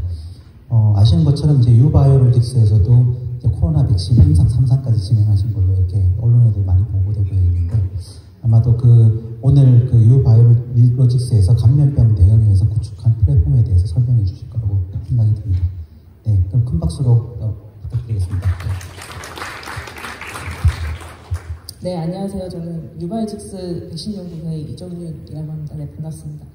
네, 저는 앞서 많은 연자분들께서 mRNA 백신에 대한 많은 좋은 강의를 해주셨는데 여기서 잠깐 방향을 틀어서 저희는 이제 제조합 단백질 기반 백신으로 이제 바이러스 백신을 개발하고 있습니다. 여기 관련해서 나눔리포도 면역진단계 플랫폼 활용한 바이러스 백신 개발이 어떻게 진행되고 있는지에 대해서 말씀을 드리도록 하겠습니다. 모두 다 아시다시피 이제 사스 바이러스나 메르스 그리고 신종플루 그리고 최근에 이제 코로나19까지 이제 발생을 하면서 이제 신종 감염병에 대한 이제 발생 주기가 점점 짧아지고 있기 때문에 이에 대응하기 위해서 신속하게 백신을 개발할 수 있고 그리고 신속하게 대량 생산할 수 있는 백신 플랫폼을 확보하는 것이 가장 중요하게 이제 중요한 포인트로 이제 작용을 하고 있습니다. 그런데 백신 플랫폼 같은 경우는 이제 보시면 이제 크게 이제 전통적으로 오래전부터 사용되고 있는 백신이 이제 생약독화 백신, 그리고 사백신, 그리고 제조합 서브유닛 백신, 그리고 바이러스 입자 유사 백신 이런 플랫폼들이 있고 최근에 이제 코로나19 백신의 이제 선두주자로 이제 사용된 이제 mRNA 백신 플랫폼, 그리고 DNA 백신, 그리고 바이럴 벡터 백신, 그리고 안티데프리셀을 이용한 이제 백신 플랫폼으로 이제 크게 나눠질 수 있습니다. 저희 유발직스에서는 이제 서브유닛 백신을 이제 초점을 맞춰서 이제 바이러스 백신 개발을 진행을 하고 있고요. 근데 아시다시피 이제 서브유닛 백신 같은 경우는 사백신이나 약독화 백신에 비해 이제 병원체의 전체를 사용하는 것이 아닌 면역원성을 가지고 있는 일부만 가지고 이제 백신 항원으로 사용하고 있기 때문에 백신 항원을 단독으로 사용하는 데 있어서 이제 면역원성을 유도하는 게 조금 낮은 경향을 보이고 있습니다. 그래서 반드시 이제 제조합 서브유닛 백신을 플랫폼을 이용하기 위해서는 이런 면역 반응을 보강시켜주기 위해 면역 증강제를 이제 같이 사용을 하게 됩니다. 네, 저희 유바이직스에서는 이제 면역 증강제에 대한 이제 백신 플랫폼을 자체적으로 개발을 하였고 이를 활용해서 이제 백신 개발을 진행을 하고 있습니다. 네, 그래서 현재 사람 대상으로 이제 승인이 된 이제 주요 면역 증강제로는 이제 잘 알고 계신 알럼, 그리고 MF59, 그리고 MPL 계열의 이제 면역 증강제들이 있습니다. 최근에 코로나19 백신 개발을 통해서 이제 노바박스에서 이제 매트리스 그런 사포닌 계열의 이제 면역 증강제들이 승인이 되었고 대부분의 이제 FDA에 이제 허가가 된 이제 백신의 대부분은 이제 알럼 베이스로 이제 백신이 개발이 되어져 왔는데 어주먼트마다 이제 특성이 이제 유도할 수 있는 면역원성 특성이 다르기 때문에 이들을 이제 적절하게 선택을 해서 백신 개발이 이제 진행이 되고 있고 또한 최근에는 어주먼트를 단독으로 사용하는 것이 아닌 두 가지 이상을 혼합을 해서 이제 조금 더 효능을 끌어올리는 그런 형태로도 사용을 하고 있습니다. 뭐 예를 들면 티에라 아고니스트의 알럼을 혼합해서 사용한다든지 아니면 티아라 아고니스트와 QS22, 그러니까 사포닌 계열의 QS22를 혼합해서 사용한다든지 그러한 제형이 좀 있겠습니다. 네, 그래서 저희 이제 유바이직스에서 이제 개발한 면역 증강 플랫폼은 TNR4 수용체를 자극을 해서 체내 면역원성을 증가시키는 기술을 가지고 있습니다. 해당 기술은 저희가 2017년도 11월에 한국과기원을 통해서 이제 TNR4 아고니스트인 ECML을 사용 실시권은 이제 기술 이전을 받았고요. 모두 아시다시피 이제 MPL 같은 경우는 이제 그람 음성 세균에서 있는 내독소인 LPS에서 리피드 A만을 따로 추출을 해서 이제 독성이 없는 물질로 이제 개발이 되었습니다. 해당 MPL 같은 경우는 모두 다 아시는 GSK의 대상포진 백신이 싱글릭스와 그리고 이제 서바릭스에 이제 사용이 되어 있기 때문에 이미 MPL에 대한 효능은 입증이 완료가 된 상황입니다. 저희 이제 유바이직스에서 개발한 그 ECM의 이제 TNR4 아고니스트 같은 경우는 이에 이제 GLA 그리고 GSK MPL과 이제 비교하였을 때 생산 방법 자체가 이제 저희의 이제 ECM 같은 경우는 미생물에서 이제 배양을 할 때 대장균에서 세포막에 요 MPL이 축적이 될 수 있도록 유전공학적으로 이제 변형된 대장균을 사용을 하기 때문에 이런 MPL과 GLA와 같이 뭔가 복잡하거나 이런 여러 단계의 합성 과정 없이 크로마토그래픽으로 이제 정제 및 이제 분해를 할 수 있는 그런 간단한 방법으로 이제 생산할 수 있습니다. 그래서 고수율, 고품질의 MPL을 저비용으로 이제 생산할 수 있습니다. 이러한 ECML의 이제 MOI를 확인하기 위해 TNR4 낙가운 마우스를 통해서 이제 MOI를 확인을 하였고 MPL과 같이 사용하였을 때 ECML 또한 이제 TNR4 시그널링을 타고 이제 면역원성을 활성화시키는 것을 확인을 하였습니다. 그리고 또한 이제 오브웨이 이제 프로테인을 이용해서 ECML을 면역 증강제로서 사용하였을 때 동량으로 사용한 알럼과 이제 MPL 대비 유의성 있는 면역원성 증가가 이제 높은 것도 이제 확인을 하였습니다. 그러면 이제 이렇게 만들어진 ECML은 기본적으로 지용성을 띠고 있기 때문에 체내 안으로 어떻게 안전하게 이제 배달을 할 수 있을지에 대해서 이제 딜리버리 시스템을 좀 연구를 하였습니다. 그래서 저희가 선택한 딜리버리 시스템은 이제 리포솜 제형이고요. 리포솜은 아시다시피 이제 체내 생체막과 유사한 성분을 가지고 있기 때문에 체내 흡수율이 좋습니다. 그래서 이전부터 약물 운반체로 이제 많이 사용이 되고 있는데, 이 ECML을 이제 리포솜의 이제 이중막 부분에 이제 삽입시켜서 리포솜 자체가 TNF 아고니스트 기능을 가질 수 있도록 이제 저희가 제형을 꾸렸습니다. 그래서 이렇게 만들어진 ECML을 이제 알럼과 흡착한 형태로 만들거나 아니면 리포솜 안에 ECML을 포함시켜서 TNF 아고니스트 기능을 가질 수 있도록 제조한 거, 그리고 여기에서 저희가 추가적으로 리포솜 바깥쪽에 백신 항원을 결합시켜서 이제 달고 다닐 수 있도록 할 수 있는 요 스냅이라는 기술을 포함한 ECLS 제형을 또 개발을 하였고, 여기서 또 추가적으로 이제 세포맥의 면역 반응을 필요로 하는 백신을 개발하기 위해서 사포닌 계열의 이제 QS21을 이제 함께 추가한 형태로 이제 ECLS-Q 항원을 달고 다닐 수 있는 리포솜에 이제 QS21을 추가하거나 아니면 이제 ELS에다가 QS21을 추가한 형태, 총 4가지의 제형을 개발을 해서 이제 제형별 이제 면역적 특성을 고려해서 이제 세균 백신이라던가 바이러스 백신, 그리고 뭐 항암 백신, 치료제 그런 백신 개발을 이제 진행을 하고 있습니다. 그럼 여기서 아까 말씀드렸던 이 스냅이라는 게 어떤 기술인지 잠시 말씀을 드리면, 이거 같은 경우는 저희가 이제 출자한 이제 미국의 팝바이오텍 회사에서 이제 조나단 노벨 박사가 이제 개발을 한 기술입니다. 그 항원 결합을 할 수 있도록 이제 구성이 된 거대 고리 화합물이 이제 여기 인지질에 이제 결합이 된 형태로, 요 스냅에서의 이제 키 매터리얼이 이제 코팝이라고 저희가 부르고 있는데, 요 코팝이라는 말은 요 거대 고리 화합물 안에 요 코발트 이온이 포함되어 있어서 저희가 이제 히스텍 장기를 가지고 있는 펩타이드라던가 백신 항원이 여기에 이제 선택적으로 결합을 할 수 있도록 이제 구성이 되었습니다. 그래서 이 스냅 기술을 이제 리포솜 안에 이제 포함이 된 상태에서 히스텍을 달고 있는 백신 항원을 혼합하게 되면 여기 그림과 같이 리포솜 표면에 이렇게 걸쇠처럼 딱 걸려서 이제 리포솜에 바인딩해서 같이 돌아다닐 수 있게 됩니다. 그래서 이 스템 사진을 보시면 이제 항원이 가인이 되었을 때 리포솜 바깥쪽에 이렇게 찌글찌글하게 이렇게 나오는 것도 확인할 수 있고, 그래서 이렇게 백신을 이제 구성을 하게 된다면 이제 항원이 그냥 솔루블한 상태에서 있는 것보다 이 리포솜에 항원이 결합이 된 상태에서 이제 APC 등이 업테이크 할 때 좀 더 고밀도로 항원을 제시할 수 있어서 같은 양의 항원을 처리를 하더라도 해당 기술을 투입한 그룹에서 좀 더 면역원성이 더 증가하는 효과를 가지고 올 수 있습니다.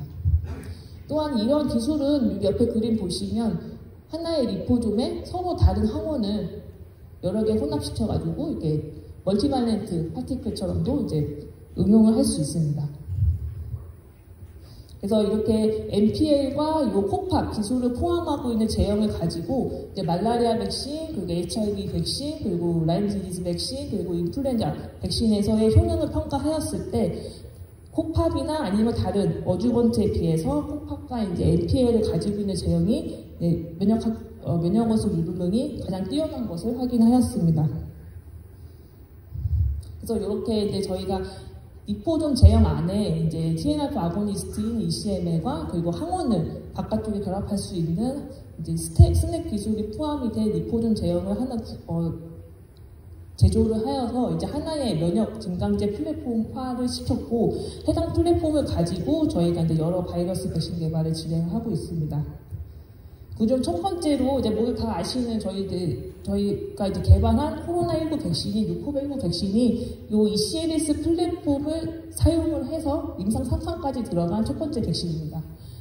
앞서 말씀드린 것처럼 뉴코베19 백신은 이제 면역 증강제 ECML과 그리고 항원 전달 기술을 가지고 있는 리포솜 제형 기반 백신으로, 백신 항원으로는 저희가 사스코브2 이제 스파이크 에서 이제 ACE2 수용체 결합 부위만 이제 선택적으로 사용을 해서 이제 RBD 특이적인 결합 항체가와 중항체가를 유도할 수 있도록 이제 백신을 개발을 하였습니다. 그래서 해당 백신은 이포종 제형이기 때문에 냉장 보관이 가능하고 백신 항원은 저희가 초세포에서 이제 발현을 해서 이제 사용을 하고 있습니다. 용법 용량은 저희가 20마이크로그램 도즈로 4주간의 2회 근육주사로 이제 설정을 하였고 6919는 현재 임상 1, 2상 마무리하였고 임상 3상은 이제 6개월 이후 추적 관찰을 계속 진행하고 있는 상태입니다. 그래서 임상 1, 2상 같은 경우는 21년도 1월 20일에 이제 승인이 돼서 국내 임상을 수행을 하였고 일상 안정성 평가 결과 그리고 발열성 근육통이 없거나 매우 경미한 수준은 안정성이 우수한 것을 확인하였습니다. 그리고 이상에서 면역원소 평가 결과 면역원소를 평가하였을 때 용량 의존적 저희가 이상은 이제 저용량, 고용량 이렇게 두 가지 용량으로 이제 테스트를 하였는데 용량 의존적으로 항체 반응을 유도할 수 있다는 것을 확인하였고 그리고 결합 항체가 기준 회복견자 대비 9배 이상 이제 항체가를 유도하는 것도 확인하였습니다.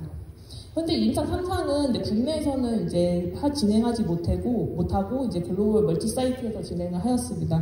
그래서 각각 콩고와 이제 필리핀에서 22년도 5월, 22년도 9월부터 이제 임상 3상을 시작을 하였고 현재 지금 23년도 6월 기준으로 이제 안정성과 면역원소 중간 평가가 완료가 되어서 해당 결과를 바탕으로 필리핀에 이제 품목 허가를 이제 신청을 해놓은 상태입니다.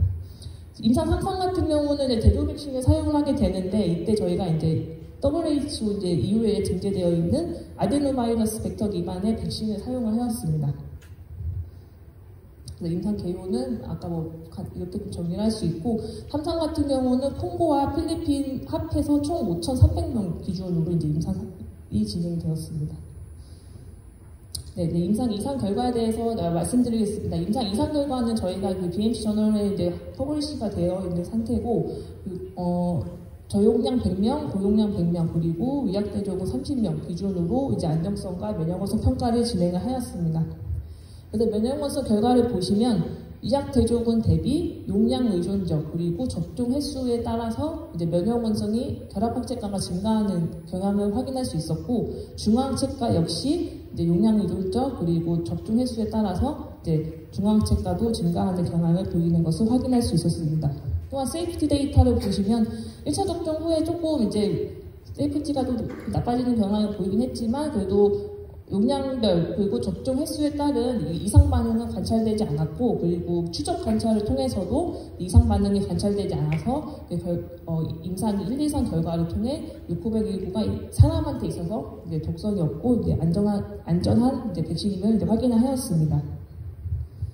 다음은 이제 임상 3상 결과인데 이거는 아직 공개가 되지 않은 데이터이긴 한데 좀 가지고 와봤고요. 그래서 임상 3상은 대규모 임상 시험을 통해 안정성과 이제 면역원소 확인을 진행하였습니다. 그래서 대조 백신 대비 비열등성과 우월성을 이제 확인을 하였고 대조군은 말씀드렸던 것처럼 아데노바이러스 벡터 백신을 사용하였고 시험군은 6919 고용량으로 이제 진행을 하였습니다. 그래서 면역원소 결과 봤을 때 주요 면역 평가 지수인 중화항체가 결과에 대해서 대조 백신 대비 6919를 맞은 그룹이 2.4배 이상의 이제 중화항체능을 보이는 것을 확인할 수 있었고 두 번째 평가 지표인 결합항체가의 경우도 대조 백신 대비 6919를 맞은 그룹에 있어서 이제 3.9배, 약 4배 정도의 이제 결합항체능이 증가하는 것을 확인할 수 있었습니다.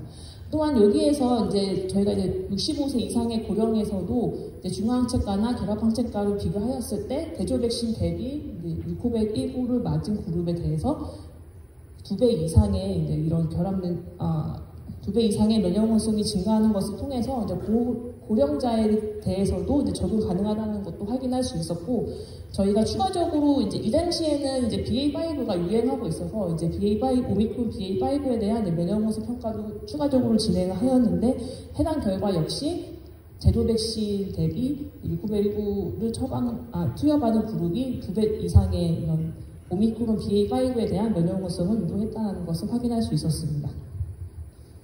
세이프티 데이터 역시 대조 백신 대비 예측된 이상 사례라던가 아니면 예측하지 못한 이상 사례 모두 동등하거나 더 낮은, 그러니까 상대적으로 이제 대조 백신 대비해서 6919를 투여한 그룹이 더 낮은 이상 사례를 이제 발현을 하여서 해당 결과를 통해 이제 대조 백신보다 이제 안정성이 더 좋다라는 것을 이제 확인하였습니다. 그래서 이제 이렇게 개발이 된 이제 6919 백신을 바탕으로 해서 현재 이제 변이주가 계속 발생을 하고 있기 때문에 변이주에 대한 이제 백신 개발도 동시에 진행을 하였습니다. 예전에 이제 뭐 베타 스트레인의 RBD 그리고 이제 오미크론 BA.1에 대한 RBD를 가지고 요 ECLS 동일한 ECLS 플랫폼에 항원만 교체해서 해당 바이러스에 대한 중앙체가와 바이러스 역할을 이제 휴먼 AS2 TG 마우스 모델을 통해서 확인하였습니다. 그 결과 타겟 바이러스에 대한 방어능이 모두 높게 유도가 되는 것을 확인할 수 있었고, 그래서 현재 저희는 이제 XBB 1.5 대응 이제 변이주 장가 백신을 개발하고 있는데, 사실 그 전에 23년도 상반기에는 이제 이가 백신이 좀 개발하는데도 유행이라고 해야 되나? 개발하는 게 있어서 저희도 이가 백신을 이제 개발하고 있었었는데, 이제 FDA에서 이제 6월 달에 이제 XBB에 대한 단가 백신 개발을 공고가 돼가지고 저희가 급하게 이제 방향을 틀어서 XBB 1.5에 대한 단가 백신 개발을 진행하고 있습니다. 저희가 6,919랑 동일한 백신 플랫폼을 사용하고 있기 때문에 백신 항원에 대해서만 이제 추가적인 자료를 준비하면 돼서 조금 더 신속하게 임상 신청을 할 수 있을 것으로 보고 있습니다. 그러면 이제 다음으로는 이제 코비드19 백신을 뒤를 이어서 이제 저희가 이제 팝바이오텍이랑 이제 조인트 벤처로 EU 팝 라이프 사이언스를 이제 좀 만들었습니다. 그래서 EU 팝 라이프 사이언스를 통해서 이제 RSV 백신, 그리고 HGV 백신, 그리고 알츠하이머 디지즈 백신 개발을 좀 수행하고 있고, RSV랑 HGV 같은 경우는 비임상 거의 막바지 단계에 지금 와 있는 상태입니다. 그래서 RSV는 이제 10월 초에 임상 IND 신청을 할 예정이고요. 그리고 HGV 같은 경우는 올해 말에 임상 신청하는 것을 목표로 이제 연구를 하고 있습니다. RSV 같은 경우는 앞에서 손만기 박사님께서 잘 설명해 주셔가지고 이제 짧게 넘어가겠습니다. 급성호흡기 바이러스 감염증의 이제 원인 바이러스로 1960년대에 이제 FIRSV 백신이 개발이 되었다가 이제 오히려 사망하는 사건이 발생함으로써 60년 동안 그 이후 60년 동안 안정성 때문에 백신이 개발이 안 되고 있었습니다. 그런데 이제 최근에 23년도 들어와서 GSK랑 화이자에서 이제 RSV 예방 백신이 우수순으로 다 승인이 되면서 이제 RSV 백신이 개발이 되었고, 기본적으로 두 개 백신 모두 60세 이상 성인에서의 이제 RSV에 의한 하기도 호흡기 질환 예방을 위한 백신으로 승인이 되었고, 화이자 같은 경우는 추가적으로 임신 32에서 36주 임산부에게 적용할 수 있도록 이제 추가 승인이 되었습니다. 그래서 어떻게 보면 이제 화이자 같은 경우는 모체를 통한 수동 면역을 이제 이용할 수 있는 이제 백신 개발로 보시면 될 것 같습니다. 그래서 저희도 이제 동일하게 RSV 백신 개발을 같이 진행을 하고 있고요. 저희가 선택한 항원은 이제 프리퓨전 프로테인, F 프로테인을 가지고 이제 저희가 개발을 진행하고 있습니다. 앞에서도 이제 들으셨다시피 이제 F 프로테인은 프리퓨전 폼이 있고 포스트 퓨전 폼이 있는데, 프리퓨전 폼에서 이제 중앙체능을 더 잘 유도한다라고 알려져 있어서 프리퓨전 폼을 유도할 수 있도록 와일드 타입 RSV F 프로테인을 염기 서열을 일부를 이제 건드려가지고 프리퓨전 폼을 유지할 수 있도록 항원을 개발하였고, 거기에 이제 ECLS랑 항원을 걸쳐야 되기 때문에 ECLS 플랫폼을 기본적으로 사용하면서 좀 더 이제 세포성 면역 반응, 그 중앙체능을 조금 더 끌어올리고자 이제 QS21 사포닌 계열의 이제 QS21까지 추가해서 이 두 가지 제형을 바탕으로 비임상 효력 시험을 진행을 하였습니다. 그래서 결과를 보시면 이제 F 프로테인에 대한 항체가랑 이제 RSVA랑 B 타입에 대한 중앙체가 모두 이제 ECLS랑 QS21을 동시에 사용한 제형에서 두드러지게 높은 면역 활성을 유도한다는 것을 확인하였고, T셀 리스판스 또한 이제 TH1 타입 같은 경우도 이제 QS21이 들어간 제형에서 높은 면역 활성을 유도하는 것을 확인하였습니다. 그리고 다음으로는 저희가 이제 HG 백신 개발을 진행하고 있는데, 이 대상포진 같은 경우도 이제 초기에 감염이 되었다가 나중에 비활성화되어 있다가 나중에 이제 재활성화돼서 신경섬유를 따라 이동해서 이제 바이러스성 감염을 일으키는 것으로 이제 알려져 있습니다. 대부분 이제 60% 이상이 다 50대 이상의 환자가 많고, 젊은 층에서도 면역 기능이 저하되거나 아니면 스트레스에 따른 이런 대상포진이 이제 다시 발생한다고 합니다. HG 백신 같은 경우는 현재 이제 조스타박스랑 스카이조스터가 약독과 생백신으로서 이제 많이 사용이 되어져 있다가 GSK의 싱글X가 작년 22년 12월에 국내에 출시가 됨으로써 이제 제조합 백신 형태의 이제 대상포진 백신이 이제 들어왔습니다. 그래서 항체 생성률을 보시면 50세 이상에서는 이제 싱글X 제조합 백신 기반의 싱글X가 90% 의 이제 항체 생성률을 보여준다고 해서 기존에 있는 이 백신들보다는 효과가 더 좋은 것으로 이제 확인이 되었습니다. 이 싱글X 같은 경우는 이제 GSK의 면역 증강제 시스템이 있는데 거기서 AS01이라는 MPL과 QS21이 혼합된 형태의 면역 증강제와 그리고 VGV의 글라이코프로테인 E 항원을 가지고 이제 개발이 되었습니다. 그래서 저희도 거기에 이제 모티브를 하여 이제 저희도 이제 글라이코프로테인 E를 가지고 이제 HG 백신 개발을 진행을 하고 있고요. 마찬가지로 RSV 백신과 유사하게 ECLS 플랫폼과 그리고 ECLS-Q. 왜냐하면 이제 HGV 같은 경우는 중화항체보다는 세포성 면역 반응을 유도하는 게 조금 더 예방하는 데 더 중요하다고 알려져 있기 때문에 QS21을 사용하는 방향으로 해서 이제 비임상 효력 시험을 이제 진행을 하고 있습니다. 그래서 B6 마우스에서 이제 18개월 된 노령 마우스를 이용을 해서 이제 면역원성을 확인하였고 VGV 바이러스로 이제 프라이밍을 한 후에 저희의 이제 백신 후보 물질과 그리고 싱글X 그리고 스카이조스터를 이용해서 면역원성을 비교를 하였습니다. 그 결과 항체가 같은 경우는 스카이조스터나 싱글X 대비 유사하거나 조금 더 높은 수준의 면역원성을 유도할 수 있다는 것을 확인하였고 T셀 리스판스 같은 경우도 이제 싱글X나 스카이조스터 대비 저희 백신 후보 물질이 조금 더 높은 T셀 리스판스를 유도하는 것을 확인을 하였습니다. 네, 그리고 마지막으로 저희가 또 자궁경부암 백신에 대해서는 이제 개발을 하고 있는데 이 자궁경부암 백신 같은 경우는 앞에 RSV랑 HGV랑은 다르게 포팝, 스냅 기술이 빠진 ELS 제형을 가지고 개발을 하고 있습니다. 여기 현재 시중에 나와 있는 그 자궁경부암 백신을 보시면 대부분 거의 다 이제 알럼 기반의 이제 백신으로 이제 개발이 되었는데 이 GSK의 서바릭스 같은 경우는 이게 MPL이 추가적으로 들어가서 이제 개발이 되었습니다. 저희도 여기에 이제 착안을 해서 자궁경부암을 유발하는데 좀 유발한다고 알려져 있는 16형과 18형 그리고 생식기에 사마귀를 이제 유발한다고 알려져 있는 6형, 12형을 가지고 총 4개의 타입에 대해서 바이러스 라이트 파티클 입자화를 시켜가지고 이렇게 입자화한 후에 이걸 이제 알럼과 혼합을 하고 그 다음에 이제 저희가 ELS랑 이제 함께 한 번 더 혼합을 해서 이제 주사제형으로 이제 HPV 백신 개발을 이제 진행을 하고 있습니다.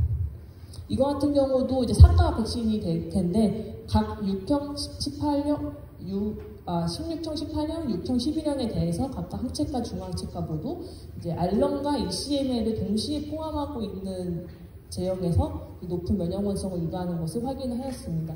T셀 이뮨 리스판스 같은 경우도 이제 알럼과 ECLS를 포함한 제형에서 두드러진 T셀 리스판스를 유도하는 것을 확인하였습니다.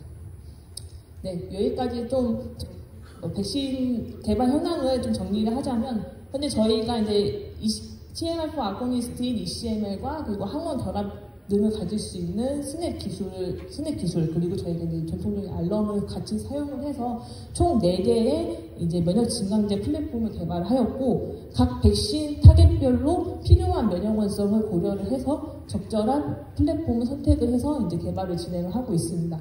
근데 이제 6919를 이제 선두주자로 해서 이제 변이주에 대한 이제 백신 개발을 진행하고 있고 그리고 RSV랑 이제 VGV 백신에 대한 개발도 이제 곧 있으면 이제 임상 진입을 이제 앞두고 있습니다. 그 외에도 이제 HPV나 JV, 그러니까 일본형 백신도 이제 추가적으로 개발을 하고 있고 알츠하이머 디시즈 같은 경우도 아직 이제 연구 단계에서 열심히 개발 연구를 수행을 하고 있습니다. 네, 여기까지 말씀드리겠습니다. 경청해 주셔서 감사합니다. 네, 저 플로우에서 질문 1개 정도 시간이 조금 많이 지나서요. 1개 정도 좀 받아보도록 하겠습니다.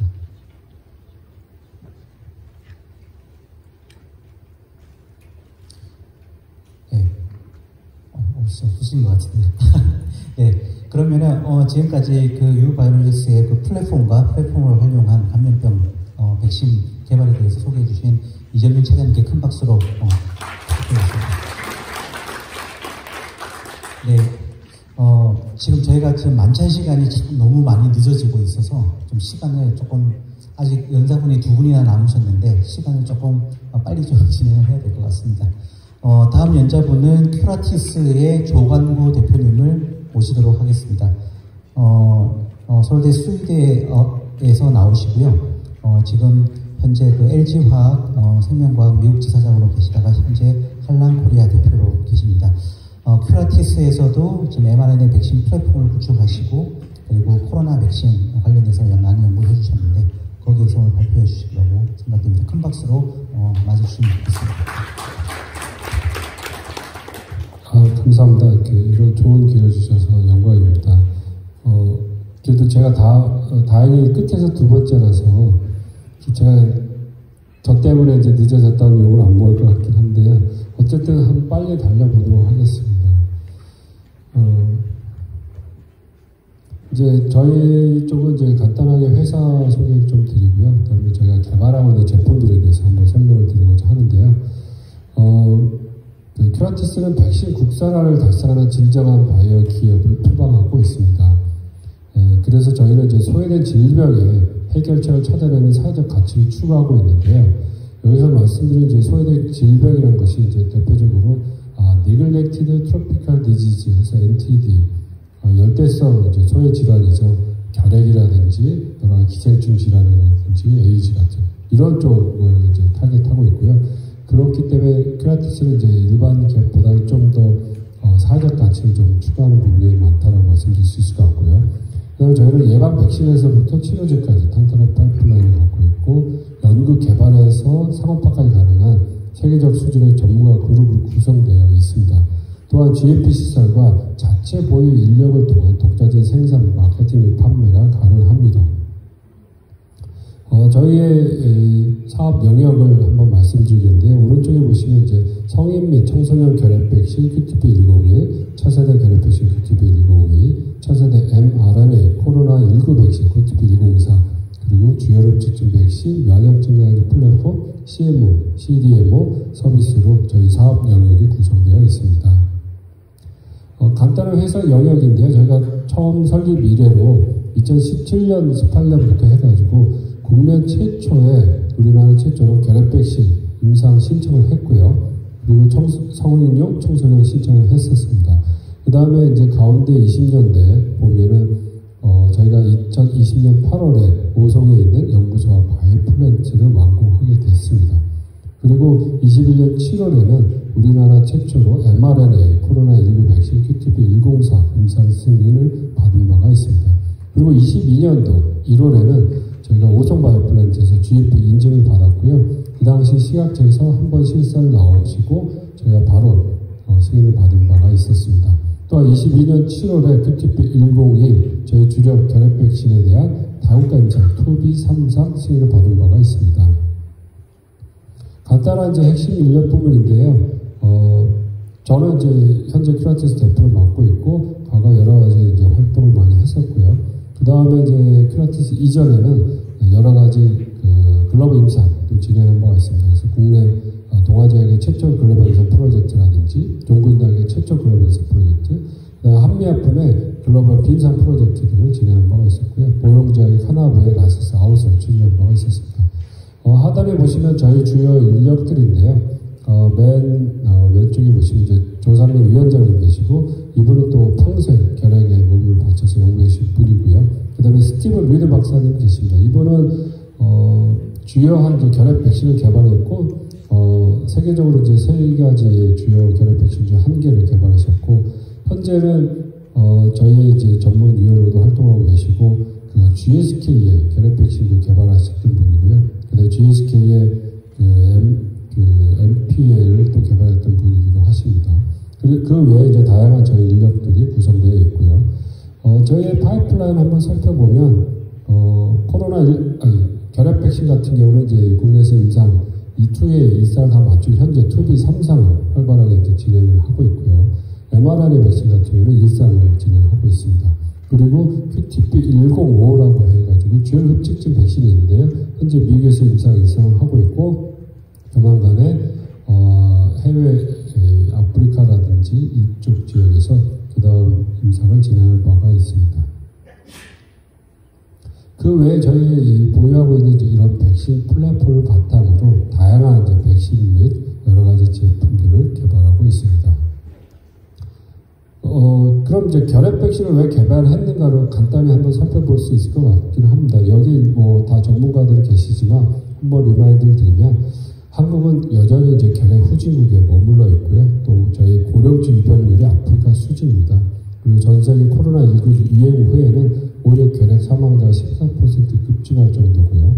오늘 우리 감염병 이 학회 준비하면서 여러 가지 나눠진 책들을 보면 코로나로 사망한 사람이 한 480명, 60명 이렇게 되고 있는데 결핵으로 최근 200년 동안 사망한 사람이 10억 명입니다. 그래서 매년 140명, 150명 사망했는데 코로나 이후로 160명이 매년 사망할 정도로 상당히 심각한 질환인데 워낙 오래전부터 알려지다 보니까 저희가 그런 시감성을 느끼기가 어려운 것 같습니다.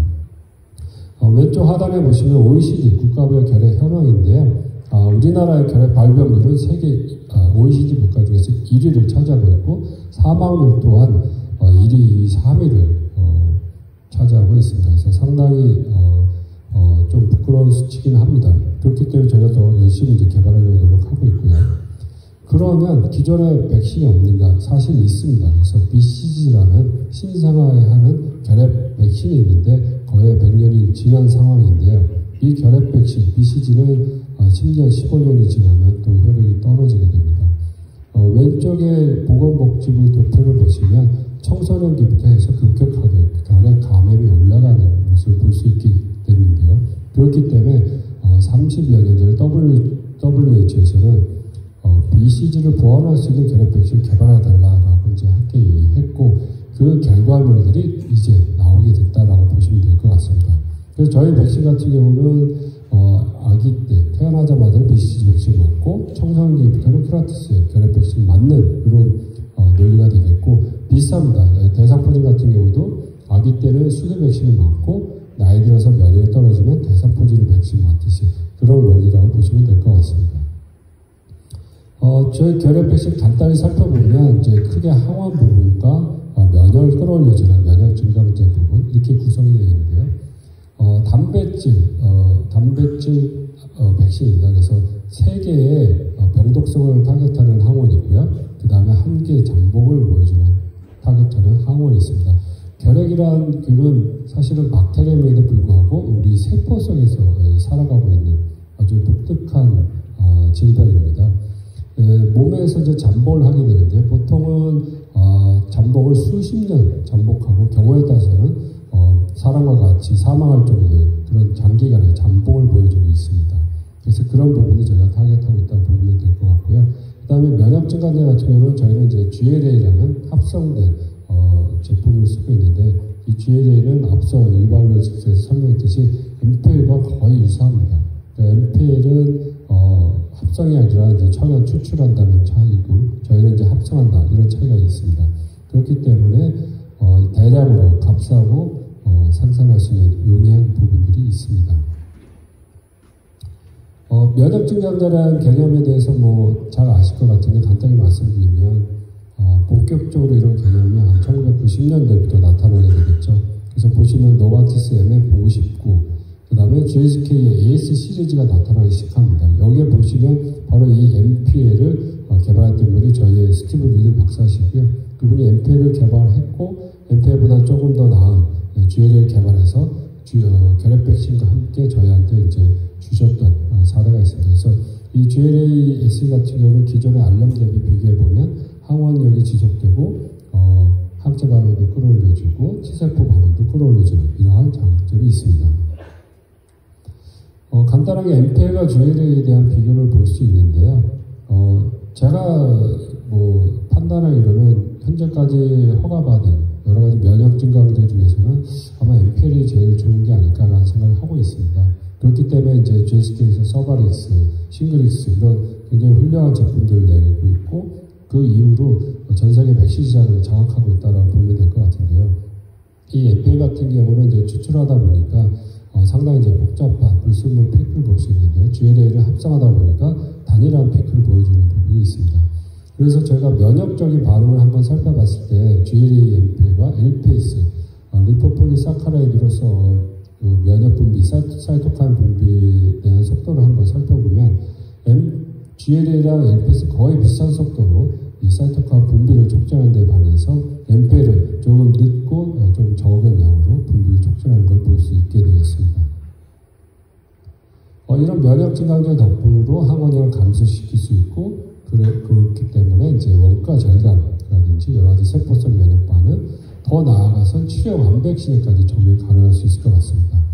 왼쪽 하단 박스를 보면 머크랑 이뮨 디자인이라는 모양이 있는데요.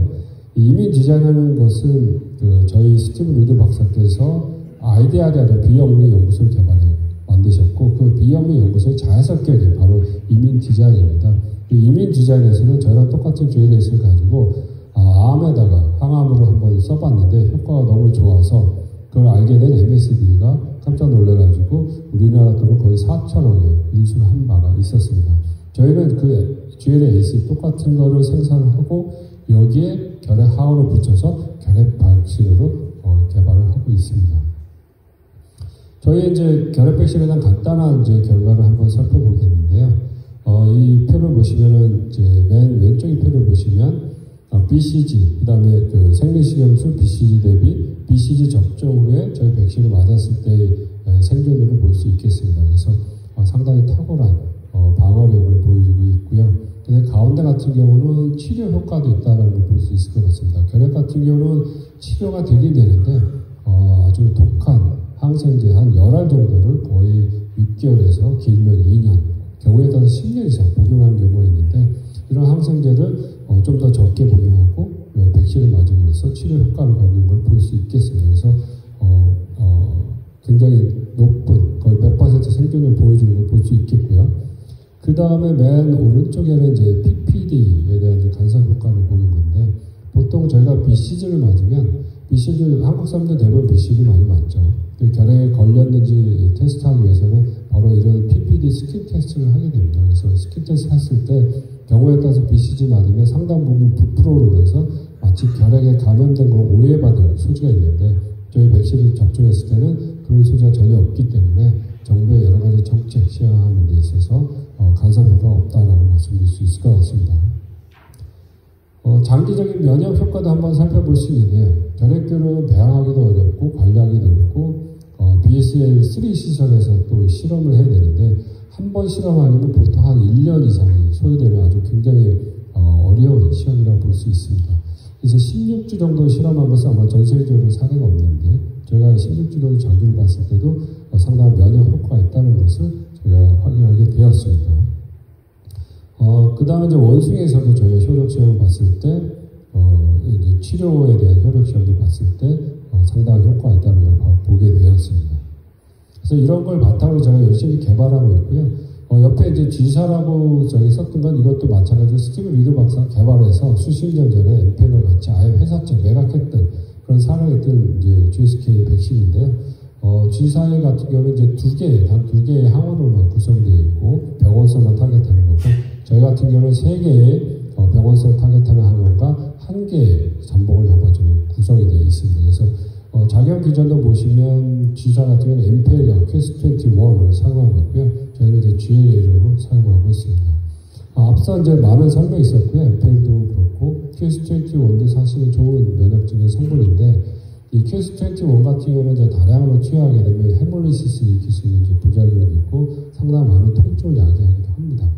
또한 이제 퀘스21 같은 경우는 어디서 구할 수 있냐면 칠레 해발 2000m 고도에서 자라는 소박 추리라는 데서 추출하게 되는데 그 나무가 또 그 나라의 또 보호종에 속하기 때문에 사실은 생산량에 여러 가지 제한이 있습니다. 그렇다 보니까 GSK 같은 경우도 이 엠필과 퀘스21 생산의 한계 때문에 아까 말씀드린 대사포진 싱글스 같은 경우는 쇼티지 이슈가 상당히 있었습니다. 그래서 코로나 이전에는 미국에서 거의 2년 정도의 쇼티지가 있었고요.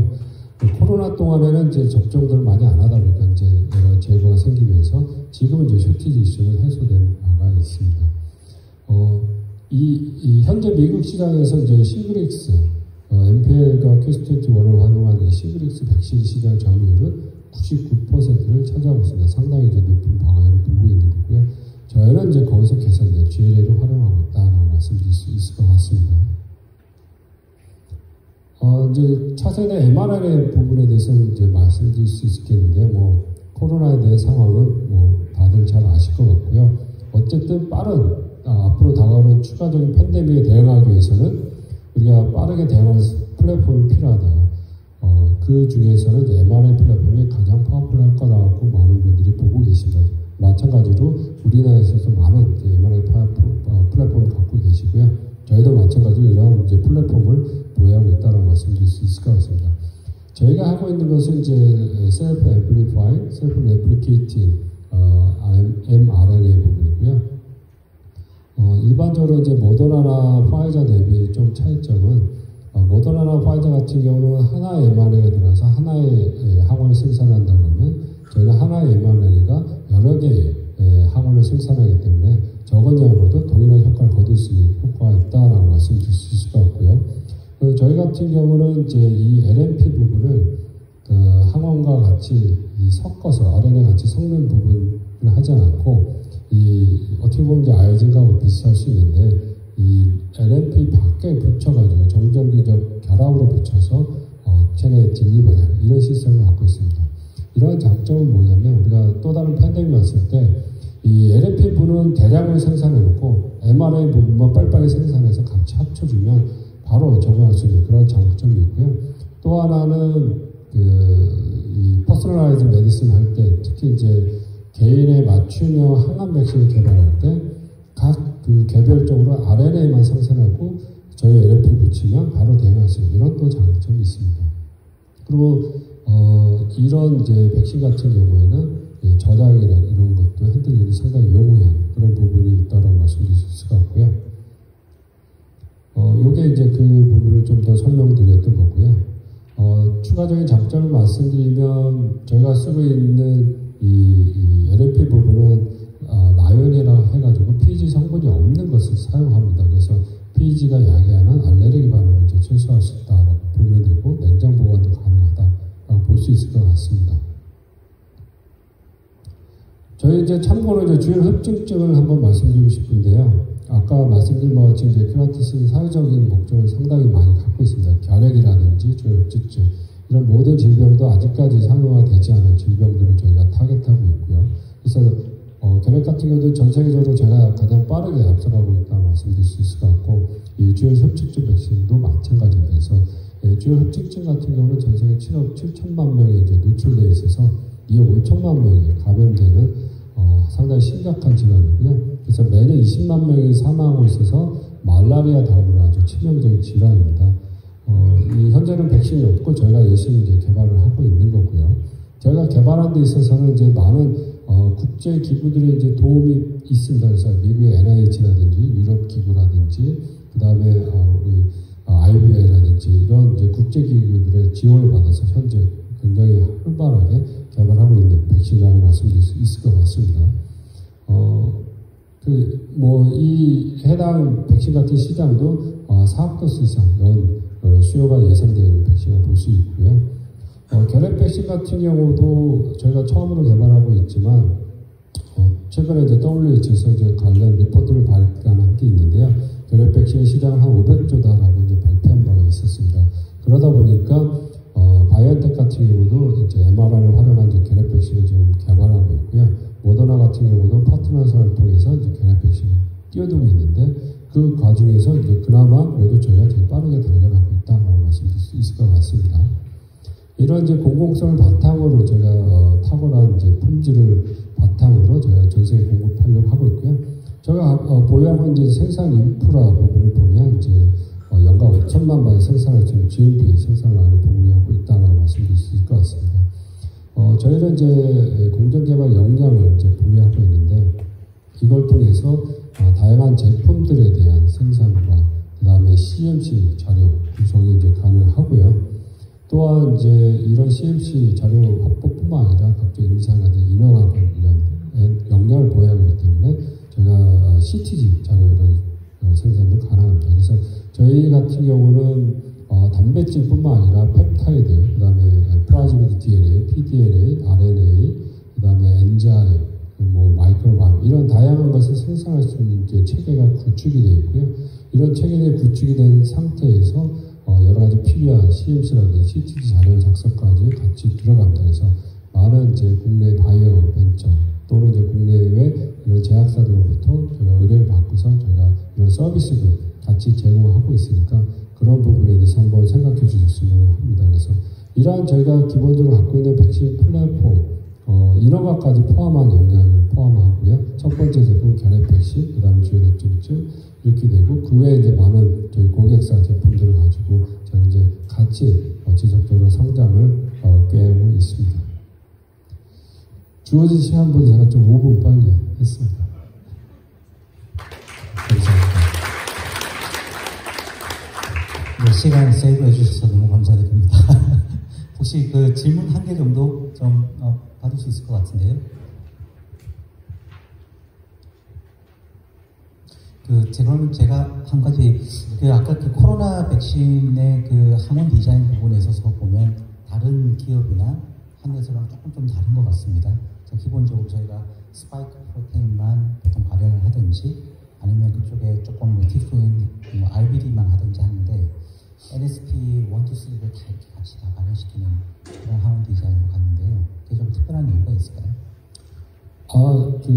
저희도 사실은 이제 기본적인 항원 시퀀스는 이제 스파이크 프로틴을 타겟하고요. 앞에 있는 부분은 이제 셀프 앰플리파이라는 역할을 하는 부분을 저희가 거기다 탑재를 한 겁니다. 그래서 이 RNA 자체가 체내에 들어오면 순간적으로 이제 본인 상호적인 다른 구조를 또 만듭니다. 만들면서 순간적으로 더블 스트랜드 RNA가 되면서 거기서 이제 몇 개의 RNA를 다시 생산하고 그게 우리가 원하는 이제 프로틴들을 항원을 이제 생산하면서 하나의 RNA가 결과적으로는 서너 개, 대여섯 개의 이제 RNA를 항원을 생산하는 이런 효과를 갖는다 볼 수 있는데요. 참고로 저희가 이제 왜 RNA를 백신을 하게 됐냐면 저희가 처음에 사업을 하면서 백신을 저희 결핵 백신을 생산할 업체를 찾았는데 전 세계에 그런 업체가 없는가요? 그래서 방법이 없어가지고 할 수 없이 저희가 자체 공장을 세울 수밖에 없었고 그게 2020년 8월에 완공이 됐습니다.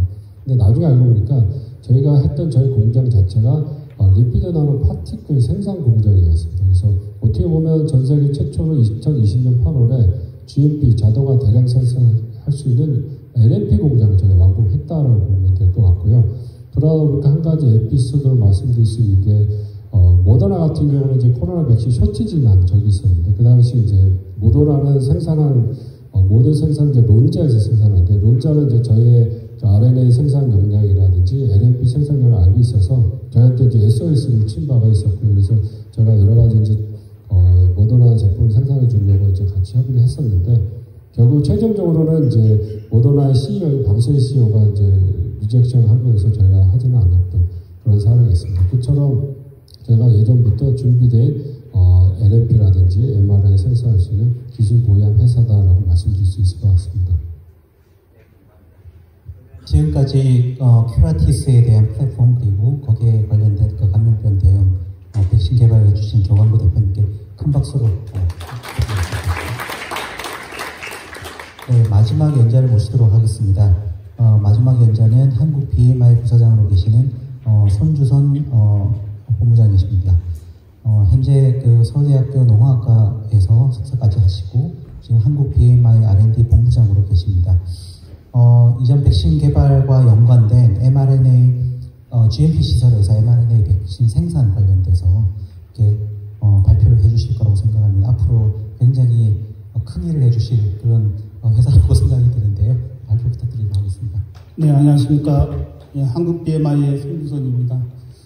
지금 여기 뒤에 보이는 이 산이 한라산입니다. 제주도에 회사가 위치해 있고요.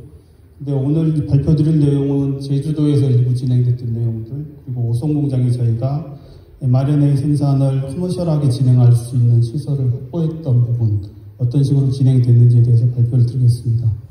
처음에 제가 학회에서 발표 요청을 받았을 때 BMI를 여기를 왜 불렀을까 참 궁금했습니다. 이게 가만히 생각해 보니까 그 앞에 계속 그 연구 개발을 했던 이력들에 대해서 많은 분들이 발표를 해주셨고요. 오후 세션에서는 이제 에스트팜이나 몇 군데 회사 같은 경우는 생산 시설을 확보했던 부분도 있지만은 그 연구 개발이 진행되고 나면 결국은 임상 제품을 생산을 해야 되고 임상 제품 생산한 다음에는 상업적 제품을 커머셜라이제이션을 해야 되는데 그때 필요한 생산 시설들은 도대체 어떻게 구축이 되고 그에 따라서 얼마나 많은 노력들이 후반부에서 진행되는지 그 부분들을 연구자들과 같이 공유하는 게 좋지 않을까 싶어서 제가 이 자리에 있는 것 같습니다. 저희가 이제 시설을 구축했던 배경, 그 다음에 개요, 그 다음에 구축 현황 등등에 대해서 말씀드리고요. 마지막에는 그 라지 스케일로 할 수 있도록 생산 공정을 가장 효율적으로 운영할 수 있도록 저희가 하고 있는 노력에 대해서 발표드리겠습니다. 저희가 이 과제를 시작했던 거는 2020년부터 시작을 하게 됐어요. 그 3년 전쯤에 국내에 이제 코로나가 크게 발생을 했었고요.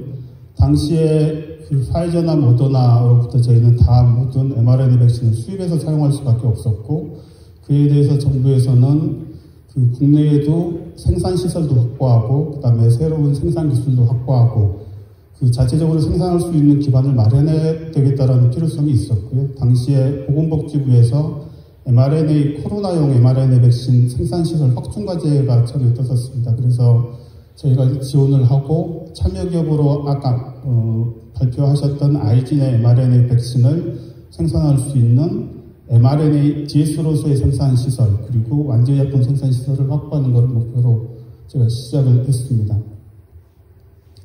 BMI를 간단히 소개해드리면 말씀드렸던 것처럼 제주도에 본사가 있고 주 생산 시설이 있고요. 그리고 오송 공장에도 그 오송 생명과학단지에 생산 시설이 있습니다. 저희는 이제 총 전체 임직원은 300명 정도고요. 그 다음에 제주 공장에 160여 명, R&D 인원이 23명 정도 되는 중소 제약사이긴 한데 저희가 이 mRNA 백신 사업을 하기 전에 오송 그 플랜트에 이미 보시는 것처럼 이쪽에 보시는 것처럼 생물학적 제제 생산할 수 있는 시설을 구축을 해둔 상태였었습니다. 그리고 생물학적 제제 생산하기 위해서 동물세포 배양을 통해서 제조합 그 히알루로니데이즈 생산할 수 있는 시설을 갖추고 PV 생산까지 완료를 한 상태였었고요. 그러면서 당시에 그 코로나가 크게 번지면서 mRNA DS를 생산할 수 있는 시설을 만들기 위해서 그 아래쪽에 보시는 것처럼 그 3층 한 켠에 약 한 250평 내지 300평 정도 된 시설에 mRNA 원료약품을 생산할 수 있는 전체 시설을 정부에서 일부 보조받고 상당한 자사에서 부담을 해서 생산시설을 구축을 하게 됐습니다. 저희가 생산시설을 구축했던 부분은 지금 화면에 보시는 것처럼 플라즈미드 선형화에서부터 그 다음에 IBT, 그 다음에 최종 드럭 서브스턴스를 출시하는 데까지 완료가 됐었고요. 그 다음에 여기 보시면 특이하게 DS 생산뿐만 아니고 죄송합니다. 완제의약품을 조제할 수 있는 부분을 저희가 생산시설을 구축을 했습니다. 그 당시에 저희가 이 생각을 했던 부분은 팬데믹 상황에서는 국내 수천만 도수 자체를 생산하기 위해서 단순히 원료약품만 생산해서는 되지 않고 완제의약품을 생산할 수 있는 설비를 구축을 해야 되는데 국내에 연간 수천만 도주의 완제의약품을 특히 제가 개발하고자 했던 제품은 동결건조 제품이었기 때문에 해당하는 제품을 만들기는 제 자사 생산시설만으로는 부족하다고 생각을 했었기 때문에 그 오송에서 그 파이널 포뮬레이션을 파이널 벌크를 만든 다음에 국내에 있는 제약사에 갖고 가서 거기서 충전만 하도록 하자, 충전과 동결거주만 하도록 하자라는 그 생각 때문에 완제의약품 조제 시설까지를 그 생산시설을 구축을 하게 됐습니다.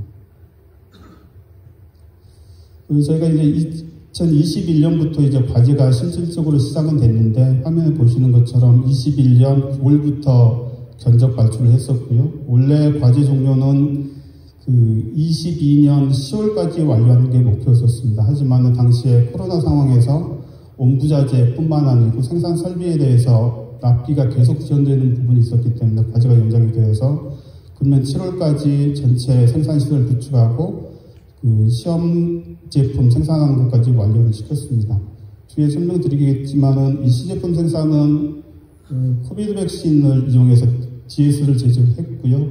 약 80만 도즈 정도 분량에 해당하는 mRNA 백신, 코로나 백신으로서 그 정도 해당하는 양을 제가 생산했습니다. 이제 지금부터 나오는 거는 실제 제가 했던 생산 시설 그들에 대한 부분들이고요. 단순히 생산 시설에 대한 어떤 설치 사진만 보여드리는 부분은 아니고 생산 시설이 구축되더라도 거기에 적절한 GMP 시스템이라든가 실제 생산했던 이력들이 어떤 것들인지에 대해서 설명드리겠습니다. 이렇게 공기조화 장치나 제조용수 시스템 바탕으로 해서 지금 화면이 좀 뿌옇게 되어 있는데요. 산에 그 공장 도면이다 보니까 제가 외부에 반출하는 부분이 약간 좀 걱정이 돼서 처리했는데, 여기서 설명드리고자 하는 부분은 이 안쪽에 푸른색으로 되어 있는 부분이 mRNA를 만드는 IVT하고 그 다음에 퓨리피케이션하고 파이널 필트레이션 하는 구역이 되겠고요. 그 다음에 이 아래쪽에 있는 노란색 부분은 각종 온부자재들, 그 다음에 냉동하거나 혹은 디프리저에 보관해야 되는 온부자재, 그 다음에 최종 제품을 보관할 수 있는 시설 구역들이 되겠습니다. 기타 QC 구역 같은 경우는 우상단에 저쪽에 한참 되어 있는데, 지금 여기에서는 생산시설 위주로만 청정도 도면을 표시해서 설명을 드리겠습니다.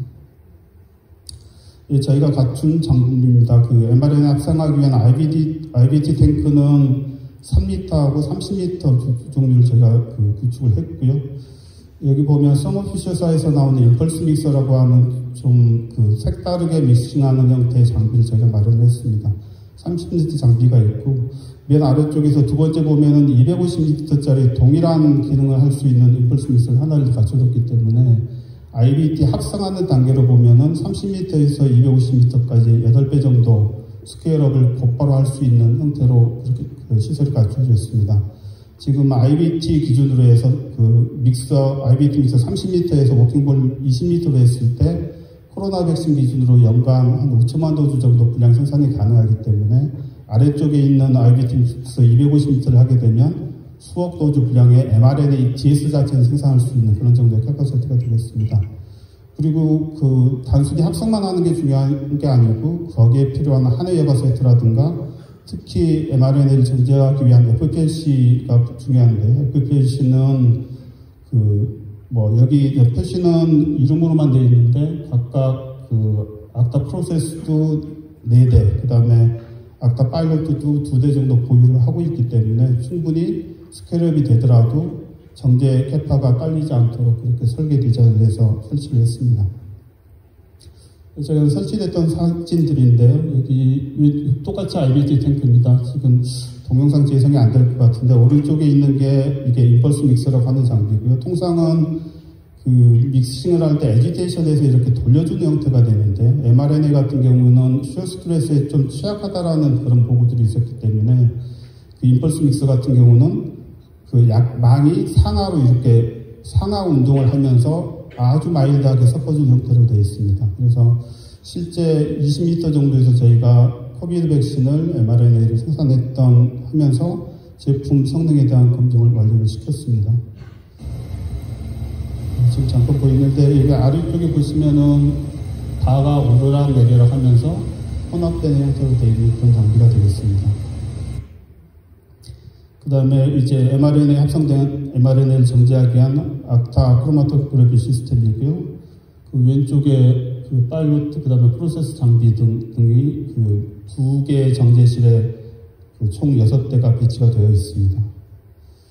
그리고 아이솔레이터도 같이 설치가 되어 있는데 스테릴 필트레이션 하게 되어 있는데 지금 mRNA 같은 경우는 이론적으로는 드럭 서브스턴스이기 때문에 스테릴 조건 자체가 필요한 부분은 아니고 마이크로벨 리밋 테스트만 통과하면 되는 비무균 제재로도 만들 수가 있는데 저희는 향후에 mRNA 자체가 디그로데이션 되거나 스테빌리티가 안 좋을 오염에 의해서 저하될 걸 대비해가지고 일단은 아이솔레이터 안에서 스테릴 필트레이션을 할 수 있도록 장비를 준비를 해두었습니다. 그리고 주요 품질 장비인데 여기 이제 일부만 되어 있고요. DS mRNA 자체를 분석하기 위한 전기용 동기라든가 UPLC, 그다음에 NCMS 등이 있고요. 기타 나머지 장비들은 제주에도 또 똑같이 있어서 제주에서는 임상 스케일 정도까지 그람 수준까지의 mRNA를 제조하고 품질 시험을 할 수 있는 장비들을 다 갖추고 있고요. 오송에서는 그 임상 혹은 그 이상의 커머셜 스케일까지 할 수 있는 장비들을 구축이 되어 있다 보니까 일부 품질 장비는 두 공장에서 공유하는 형태로 그렇게 되어 있습니다. 네, LCMS 왼쪽에 있는 부분이고요. 오른쪽에 있는 부분은 UPLC 설치되어 있는 사진입니다. 좀 말씀드렸던 것처럼 설비만 저희가 이제 구축한 건 아니고요. 아까 ST팜에서도 말씀해 주셨던 부분처럼 그 설비에 의해서 생산된 장비들이 적절히 설비가 잘 운영이 되고 있는지, 운영하고 난 결과를 어떻게 해서 CMC 형태로 해서 만들기 위해서 테스트 메소드 밸리데이션하고 메소드를 디벨롭먼트 할 건지 등등에 대한 각종 GMP 서포팅 다큐먼트들을 제가 다 마련을 이미 완료를 해 두었습니다. 여기 보시는 것들은 그냥 타이틀만 있는 부분인데, 공기조화 장치에 대해서 IQOQ PQ를 하고, 그 다음에 페이지 모드 3에 대한 적격성 평가 진행하는 부분, 그 다음에 수처리에 대해서도 지금 IQOQ PQ 다 완료를 해 두었습니다. 그리고 기타 생산 장비 등에 대해서도 뭐 임펄스 믹서라든가 IVD 탱크, 그 다음에 FPLC 등, 그리고 QC에 있는 장비들 모든 것들에 대해서 IQOQ 그 다음까지 다 완료를 했고요. PQ는 실제 제품을 가지고 해야 되는데, 제품을 가지고는 실제로 생산을 하면서 한 배치에 대해서 해당 장비가 적절히 잘 작동하는지에 대해서 검증 완료를 했습니다. 그리고 GMP 저희가 오퍼레이션을 해야지만 이게 임상에 투입이 되거나 혹은 상업적 생산이 가능하기 때문에 퀄리티 시스템이라든가 퀄리티 팔러시 매뉴얼, 그 다음에 그 퀄리티 QMS에서 필요한 각종 트레이닝 컨트롤, 디베이션 컨트롤 등과 같은 각종 SOP들은 이미 제가 말씀드렸던 것처럼 생물학적 제재 생산시설 안에 있기 때문에 이미 시스템이 구축돼서 같이 운영이 되고 있습니다. 이제 마지막 부분인데, 이 부분은 이제 저희가 그 스케일업을 하기 위해서 옵티마이제이션을 했던 부분입니다. 가만히 생각해 보면은 저희가 랩에서는 혹은 비임상 단계에서는 플라스틱 수준에서 저희가 제품을 만들고 그 다음에 그걸 이용해서 비임상 시험이라든가 효력 시험을 할 수가 있는데, 임상 단계에 들어가게 되면 과연 그렇게 할 수 있을까라는 의문을 항상 할 수밖에 없습니다. 그래서 저희가 이제 지금 최적화하는 부분은 뭐 QBD라든가 그쪽 개념이라기보다는 생산을 얼마나 더 효율적으로 하고 얼마나 더 코스트 이펙티브하게 할 수 있을까라는 그런 생산적인 관점에서 저희들은 몇 가지 간단한 연구들을 통해서 그 옵티마이제이션을 하고 있습니다. 이제 저희 생산 입장에서 하고 있는 옵티마이제이션들은 그 화면에 보이시는 것처럼 GMP에 컴플라잉할 수 있는 프로세스를 만들어야 된다는 부분입니다. 랩에서는 글래스웨어를 가지고 매뉴얼 조작을 통해서도 충분히 할 수 있지만은 막상 언더 GMP에서 생산을 하기 위해서는 최대한 사람의 간섭을 타지 않도록 하는 오토매틱 오퍼레이션이 필요하기 때문에 그런 쪽으로 공정을 저희가 조금씩 변경을 하고 있고요. 그 다음에 지금 저희가 뒷부분에 잠깐 말씀드리긴 할 텐데, IVT를 통해서 GS로서의 mRNA를 생산을 할 때 저희 회사 배치 기준으로 보면 T7 폴리머레이즈라든가 5' 클린캡 트라이링크를 가져다 쓰게 되면은 수 5억에서 10억 이상의 원재료비가 배치당 투입이 되게 됩니다. 그 소리는 한 배치가 잘못되게 되면은 그만큼의 시설을 온부자재 비용을 버릴 수밖에 없게 되기 때문에 저희가 지금 하고 있는 거는 거기 투입되는 원료에 대한 최적 컨센트레이션 등을 세팅하기 위한 연구들을 하고 있고요.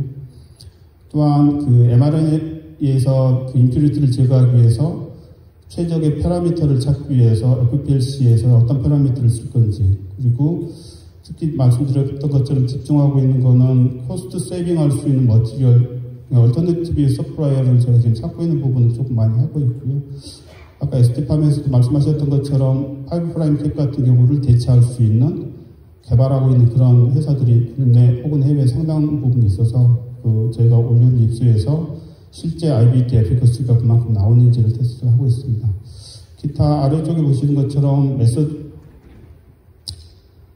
테스트 메소드 밸리데이션을 하고 있는 부분, 그 다음에 일부 저희가 완제약품에 대해서는 이미 아까 IGN에서 설명하셨던 것처럼 그 임상 진입을 하고 있었기 때문에 그 완제약품에 대해서는 풀로 메소드 밸리데이션 이미 다 했고 일부 항목에 대해서는 메소드 베리피케이션 정도로서 임상 초기 단계를 대응하고 있는데 제가 일부 개발하지 못했던 몇 가지 그 취약한 부분이 있어서 해당하는 부분에 대해서는 메소드 디벨롭먼트도 하고 있고 그다음에 그에 따라 그 밸리데이션도 이제 동시에 진행을 하고 있습니다.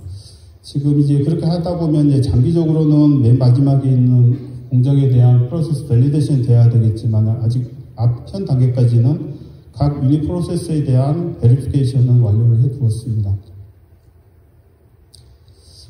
제가 말씀드렸던 것처럼 그 원료 비중이 mRNA를 만드는데 가장 큰데요. 그 중에 가장 크게 들어오는 게 5MOU, 5'캡, T7 폴리머레이즈 이 세 가지가 아까 제가 100이라고 하는 온부자재 비용이라고 하면 이 세 가지가 약 50에서 60% 정도를 차지를 합니다. 그래서 이 원료들을 그 대체 원료를 탐색해서 낮출 수만 있다면은 훨씬 더 코스트 세이빙할 수 있는 코스트 이펙티브한 커머셜 스케일의 프로세스를 개발할 수 있다고 생각을 해서 몇 가지 모디파이드 NTP라든가 그 다음에 5'캡에 대한 원료 탐색을 하고 있습니다.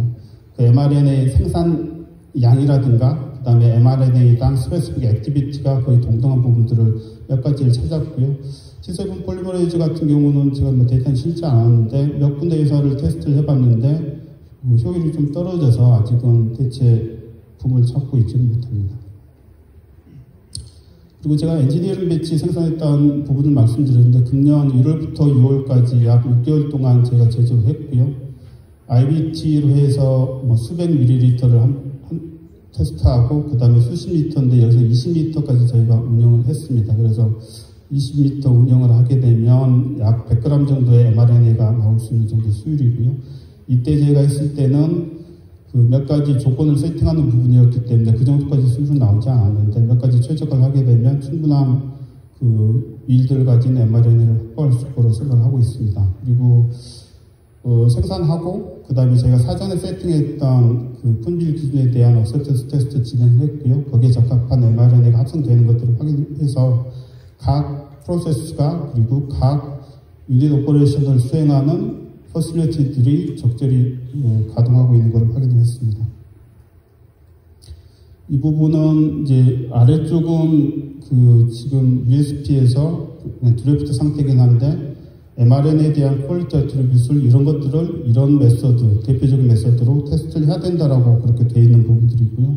실제 저희가 테스트하고 있는 부분도 거의 대동소이합니다. 일부 그 테스트 메서드가 저희가 지금 아직 세팅 못한 부분은 더블 스트랜드 RNA에 대한 잔류량 검사를 하는 가운데 있는 이 부분은 아직 저희가 완료를 못한 부분이 있고요. 그리고 5캡에 대한 그 캡처 효율을 확인하는 부분은 일단 메서드는 잡았고 메서드 잡은 거에 대해서 밸리데이션을 지금 준비를 하고 있습니다. 예, 이상입니다.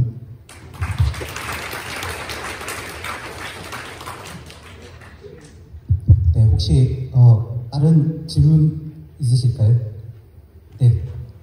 하나 간단한 질문 드리겠습니다. 많은 mRNA 백신들이 NMP를 지금 쓰고 있는데 지금 시스템은 아까 아이딘에서 쓰는 그 양용 지질을 동결 건조하는 시스템으로 되어 있잖아요. 그래서 네네. 혹시 마이크로 플루이딕 시스템으로 이렇게 mRNA를 GMP 생산할 수 있는지. 지금 현재 저희가 마이크로 플루이딕으로 할 수 있는 설비는 가지고 있지는 않고요. 근데 다행히 정부 과제로 해서 지금 진행되고 있는 타 업체도 있고 지금 마이크로 플루이딕으로 할 수 있도록 장비 납품할 수 있는 회사들은 이미 제가 수배를 다 해뒀기 때문에 저희랑 같이 할 수 있는 기회만 있다라고 하면 아까 말씀드렸던 것처럼 저희는 생산을 위주로 하다 보니까 같이 할 수 있는 파트너만 있다면 관련된 장비 구입해서 충분한 그 스페이스 여유를 갖고 있기 때문에 진행할 수 있도록 준비가 되어 있습니다. 시간이 많이 지난 관계로 조금 더 자세한 질의응답을 만찬 시간에 해주시면 감사드리겠습니다.